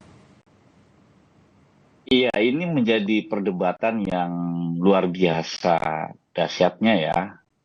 Banyak pihak yang menilai bahwa ini ada unsur kesengajaan gitu ya, ada unsur politisnya gitu. Tapi KPK pun juga sudah memberikan keterangan bahwa ini tidak sama sekali ada unsur politisnya atau unsur kesengajaan. Memang sudah dijadwalkan. Saya sendiri juga masih tanda tanya besar gitu. Mengapa itu dilakukan pasca daripada deklarasi? Kalau memang sudah dilakukan sejak Juli dan juga alat buktinya sudah lengkap, sudah ada bukti-bukti, kenapa nggak pada saat itu gitu? Kenapa harus menunggu sampai sampai bulan September? Dan ini ternyata tadi saya juga masih mendapatkan telepon dari beberapa teman gitu. Di beberapa kota itu memang pembicaraan ini menjadi hangat sekali gitu, masalah ada paslon yang oposisi dengan pemerintah kemudian dijegal dan lain sebagainya. Ini kan menjadi satu hal yang tidak baik gitu bagi KPK itu sendiri, bahwa ternyata ini dijadikan alat kekuasaan walaupun masih harus kita buktikan lagi terkait dengan hal itu. Pak Saud, kalau menurut Anda kenapa kasus lama baru muncul? Kebetulankah? Ya, menarik ya. Apalagi kalau kebetulan saya nggak detail ya kasus ini ya. Akan menjadi menarik ini kalau detail gitu. Artinya gini, kalau ada kerugian negara, ruginya berapa? Katanya kerugian negaranya 1 miliar. Kurang lebih tuh nilai proyeknya sekitar 20 miliar. Iya, 1 miliar itu kan. Ya mending ngerjain bansos lah itu. Daripada kasus kayak beginian kan. Nah ini kita bukan kalau di Singapura juga $1 juga kalau ini jadi masalah. Tapi maksud saya kan kita bicara konteks Indonesia. Kita bicara negeri ini sedang mencari seorang pemimpin ya, yang harapan kita adalah tentunya pemimpin itu datang dengan integritas yang tinggi. Itu sudah betul, KPK bicara integriti. Tapi kalau kita kembali time sequence-nya, urutan waktunya gitu lah, saya nggak detail banyak masuk ke case ini ya. Kalau di case yang sebelumnya yang kardus itu kan memang itu jelas lah, itu sangat politisasi gitu ya. Terus kemudian karena itu juga nggak bisa dibuktikan gitu ya. Nah, kemudian yang ini nggak material gitu loh. Walaupun mungkin saya nggak tahu apakah itu total loss ya. Software hardware yang dibeli itu kepake atau enggak. Ya itu juga kompleks lah, kita juga tahun 2011 juga kan udah ada LKPP segala macam, banyak yang harusnya bertanggung jawab di situ gitu loh. Tapi saat Anda menjabat sebagai Wakil Ketua KPK, Anda pernah dengar nggak ada kasus ini yang kemudian berpotensi untuk jadi kasus korupsi? Ya enggak, justru kalau tahun 2018 itu saya ingat benar April, karena memang depannya kan ada pemilu, dan nama beliau juga disebut-sebut wakil atau presiden waktu itu ya. Nah itu muncul juga itu kasus durian, jadi sekarang muncul lagi. Jadi maksud saya untuk kasus yang ini, yang sistem proteksi ini, saya nggak tahu, mungkin bisa jadi sudah masuk ya laporan, tetapi mungkin karena nggak material ya, nggak signifikan gitu ya, mungkin situ nggak dilanjut. Tapi yang jelas nggak pernah masuk ke meja saya gitu. Biasanya saya mencatat, ingat gitu ya. Apalagi ini kan high profile person ya, nggak mungkin kita lupa lah gitu kalau gede gitu. Pak Saud, ini kalau secara hukum pidana, ini kan kasus 2012 ya. Masa kadaluarsa kasus seperti ini itu berapa lama sih Pak? Seingat saya 18 ya.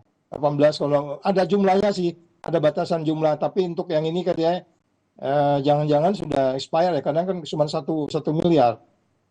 Saya lupa, tapi itu ada kaitan dengan jumlahnya sebenarnya. Dan apa namanya tingkat ininya lah, tingkat kerugiannya. Tapi yang umum itu 18-an. Jadi mungkin bisa jadi masih masuk.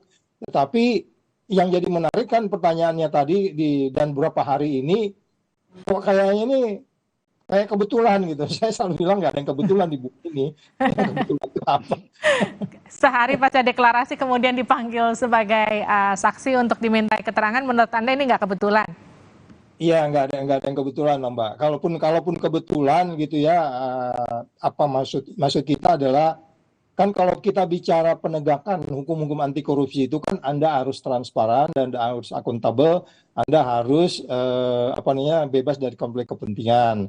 Agak sulit kalau kita bilang KPK saat ini nggak konflik kepentingan ya, karena banyak mosaik yang bisa kita gambar, yang kita potong-potong, kita tempel-tempelin, menunjukkan bahwa mereka sangat konflik of interest. Mereka nggak boleh marah juga kalau kita bicara itu. Ada potongan-potongan informasi lah. Begitu dia di bawah pemerintah aja itu potensi konflik of interest-nya tinggi. Itu sebabnya kenapa naskah akademik dan daftar isian masalah undang-undang KPK dulu itu dia harus independen, tidak boleh dari pemerintah. Pak Saud, betul nggak sih ada konsensus di KPK kalau satu orang kemudian berkontestasi di kontestasi politik dan berkasus di KPK, kasusnya itu akan dihentikan dulu sementara agar tidak dianggap bermuatan unsur politis?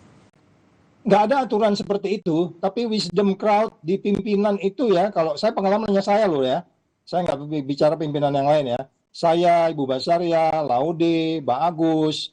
Kebetulan ini kan background-nya unik ya, kelima orang ini. Ya, ada background intelijen, ada background administrasi, ada background dosen, ada background polisi, ada background hakim.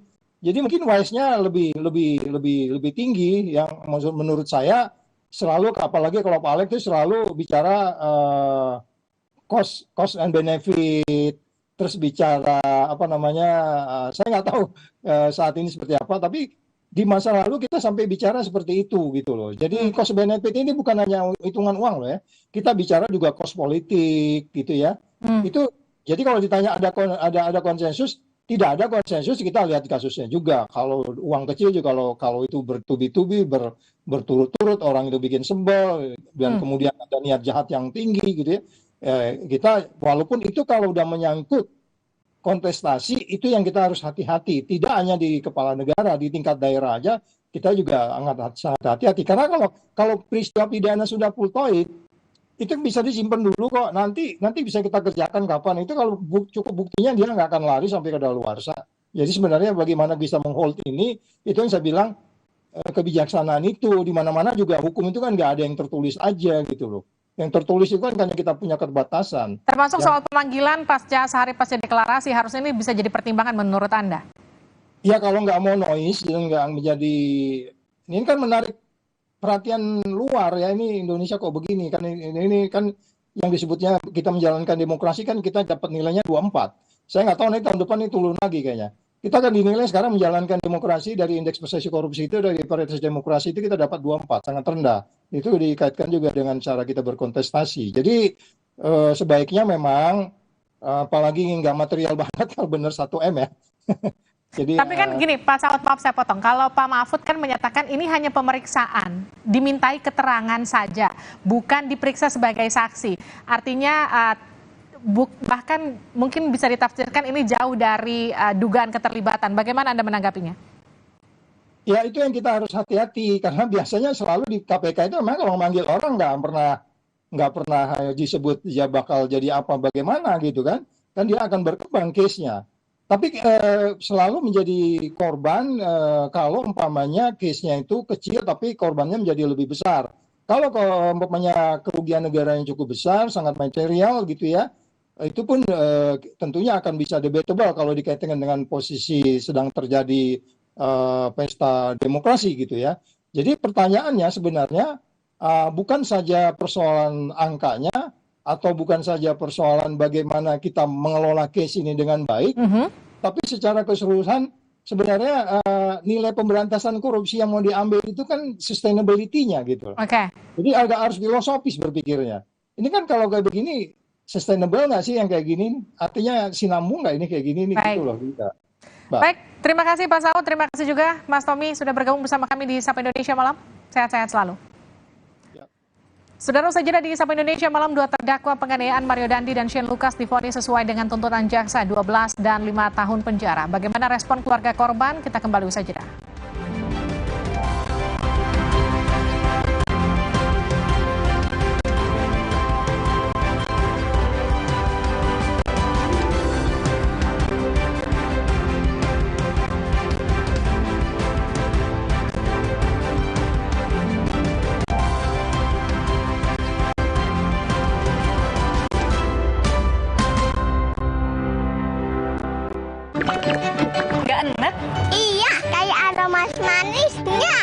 Le Mineral memang berbeda. Setiap tetesnya mengandung mineral esensial seimbang yang penting untuk tubuh dan juga membuat rasa airnya lebih segar. Le Mineral enak lagi. Dulu tiap transaksi banyak biaya ini itu. Tapi di tabungan BTN Bisnis beda. Bisa bebas biaya transaksi itu juara banget. Karena bisnis gak cuma tentang hari ini, tapi juga esok hari. Di tanganmu, botol plastik bekas bisa jadi baru lagi. Seperti tas, baju, hingga sepatu ini. Bersama Gerakan Ekonomi Sirkular Nasional Le Mineral, mari mulai kebiasaan baru memilah sampah plastik dari rumah, menyalurkan lewat aplikasi, pemulung, ataupun bank sampah. Sampah plastikmu memberi nilai tambah untukmu dan juga untuk mereka. Dengan langkah sederhana, pisahkan sampah sesuai jenisnya, sampah organik, plastik termasuk PET, kertas, dan kaleng, lalu salurkan. Sampah plastik yang terpilah bisa didaur ulang. Mulai kebiasaan baru dan buat botol plastik bekasmu jadi baru lagi.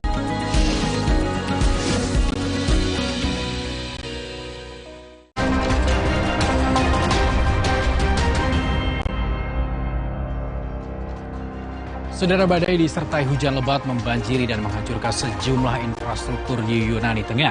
Sejumlah kendaraan tenggelam dan jembatan rusak akibat bencana ini.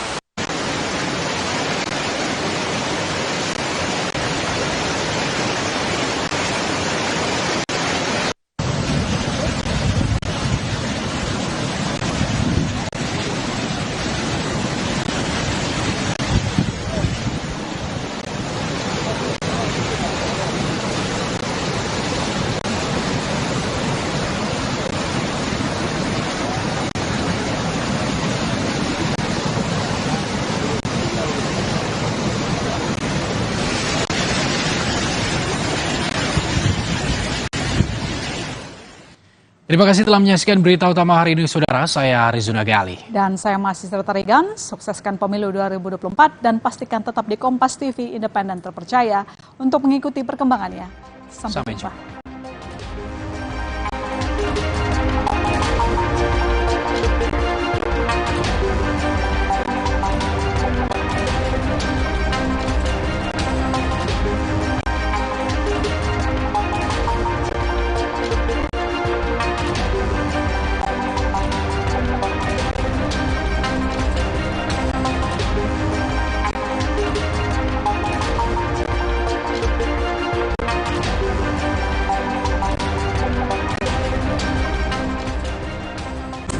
Terima kasih Anda telah menyaksikan berita utama yang didukung oleh Ikuti Gemerlap HUT ke-12 Kompas TV menghadirkan Wakil Presiden Republik Indonesia Yai Haji Ma'ruf Amin dan tokoh-tokoh nasional yang bersama-sama menggaungkan pemilu damai Indonesia. Dengan penampilan spesial Dewa 19, Elo, Firsa, Krisdayanti, Vicky Shu, Zizi, Al-Lafta, Jarwo Kuat, Abdel, sama Liviana Cherlisa dan DJLS. Malam Puncak Indonesia Raya, Senin 11 September pukul 8 malam, live di Kompas TV. Sesaat lagi Anda akan menyaksikan Rosi, didukung oleh 2 sendok kopi dan 1 sendok gula. Kopi Luwak Hitam Bari.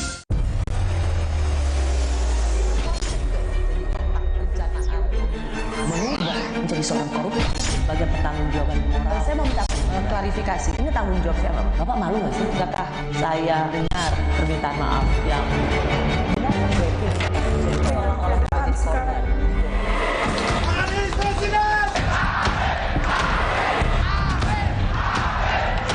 Hari ini juga kita katakan selamat tinggal kepada politik cebong dan kampret.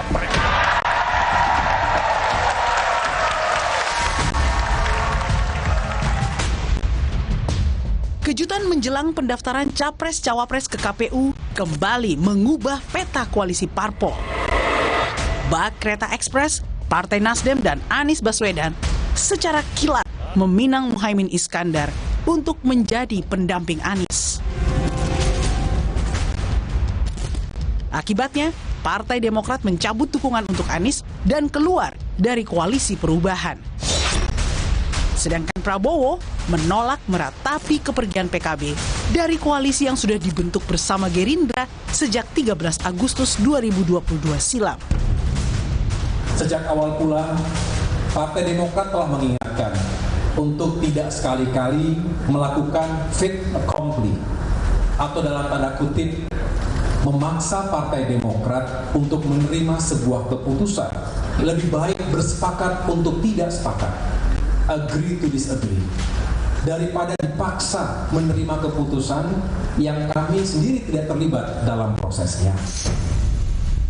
Diskusi, bertemu, kadang-kadang berpisah, ya. Santai aja, kita berbuat yang baik untuk rakyat. Tidak ada pelipur-pelipuran. Ya. Oke. Oke. Merdeka! Merdeka! Keputusan Surya Paloh memilih Caimin sebagai pendamping Anies tak lepas dari upaya menutupi kelemahan elektoral Anies di wilayah Jawa Timur. Pasalnya, sebelum ada Caimin, Nasdem sudah memunculkan nama Hovifah dan Yeni Wahid yang merupakan representatif pemilih NU dan Jawa Timur. Meski begitu, sosok Muhaimin Iskandar dinilai pengamat politik masih memiliki PR yang besar di wilayah basis suaranya sendiri. Nah, Jawa Timur ini memang PKB dukungan politiknya besar. Tapi ada satu hal yang menjadi tugas dan PR dari Caimin sebetulnya, yaitu adalah bagaimana merangkul suara dari Gusdurian kultural. Dan ini cukup besar. Nah, selama kemudian Caimin tidak bisa melakukan rekonsiliasi dan kemudian membangun komunikasi dengan keluarga Gus Dur, maka kemudian sebagai figur dia tidak akan mendapatkan dukungan elektoral yang kuat di Jawa Timur yang basis NU. Nah, ini menjadi suatu PR tersendiri dalam jangka waktu yang tidak panjang seperti sekarang. Selain harus merangkul suara pengikut Gus Durian di Jawa Timur, Caimin juga kini diperhadapkan dengan penolakan Ketua PBNU Yahya Holil Stakuf yang meminta agar tidak ada yang membawa-bawa dan main klaim dukungan Kiai NU dalam urusan pencapresan. Tidak ada atas nama NU. Kalau ada klaim bahwa Kiai PBNU merestui, itu sama sekali tidak benar, karena tidak pernah ada pembicaraan di dalam PBNU mengenai calon, yaitu domain partai politik. Silahkan, ya, silahkan berjuang untuk mendapatkan kepercayaan rakyat. Tapi saya ulangi sekali lagi, tidak ada calon atas nama NU.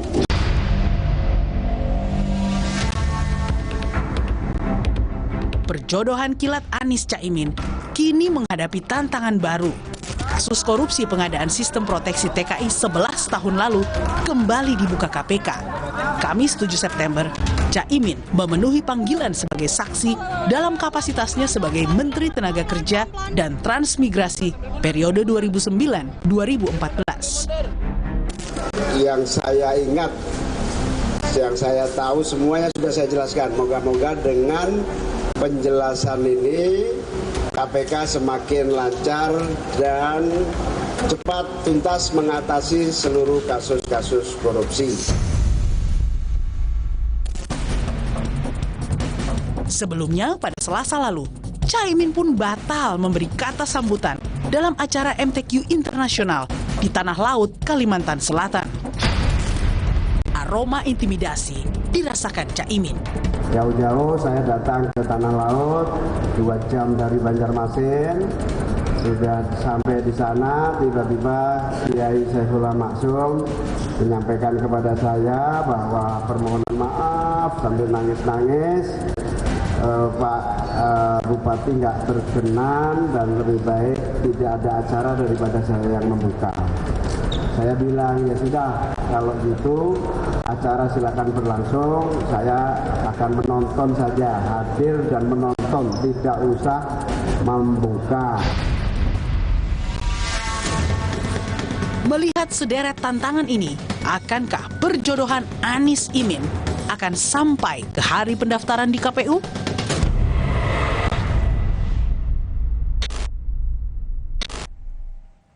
Saya sudah bersama pasangan calon presiden dan wakil presiden dari Nasdem, paling tidak diusung oleh Nasdem, dan PKB, yaitu Anies Baswedan dan Muhaimin Iskandar. Mas Anies, Caimin, terima kasih sudah di Rosi. Terima kasih diundang. Saya alhamdulillah banget Caimin. Ini adalah wawancara pertama setelah Caimin keluar dari pemeriksaan di KPK. Ini langsung dari sana ke sini nih. Langsung dari, betul, ini hari Kamis tanggal 7 September. Mas Anies sudah duluan tadi nunggu. Ya, karena kita nggak tahu jam berapa keluarnya kan. Betul. Jangan-jangan nggak keluar. Keluar lah. Oh, jangan sampai. Jangan sampai. Terima kasih alhamdulillah Caimin, keluar juga Caimin. Ya memang saya kan diundang cuma sebagai saksi, di mana saya bersedia dengan sangat terbuka dan membantu KPK menuntaskan semua yang ada kaitannya dengan kementerian ketika saya pimpin. Deg-degan nggak, Cak, sebelum ke sana? Biasa aja sih, karena sebetulnya KPK ini kan undang-undangnya saya yang buat. Jadi waktu reformasi, amandemen Undang-Undang Dasar 45, salah satu poin kita mengganti sistem Orde Baru yang korup itu harus ada satu kelembagaan extraordinary yang kemudian menjadi kekuatan efektif mengambil harta kekayaan yang hilang, menghambat terjadinya korupsi. Merebut harta yang hilang kayaknya gagal ya. Akhirnya berusaha KPK bekerja keras untuk menghambat terjadinya korupsi di tanah air kita. Cak, sorry, maaf, aku klarifikasi dulu ya, Cak ya. Cak, ini beda kasus ya, jadi ada 2 kan. Dulu kan sempat ada juga yang waktu Cak Imin jadi Menteri Menaker di eranya Pak SBY. Ini kasus yang kedua, yaitu proteksi tenaga kerja ya, Cak ya. Baru ini. Baru, karena waktu itu ini pengembangan penggeledahan tanggal 18 Agustus kalau nggak salah waktu itu. Berarti agak banyak kasus, Cak. 2 kasus, sebetulnya kasusnya sudah selesai tuntas ya. Tapi kalau setiap pemilu pasti seolah-olah itu dimunculkan, terutama di sosial media gitu. Wajar, setiap kompetisi akan ada orang yang saling mencari kelemahannya, kemudian mengekspos kelebihannya. Tapi saya kira isu tahunan, isu 5 tahunan itu selalu muncul beberapa peristiwa-peristiwa itu. Saya juga surprise, saya tidak menyangka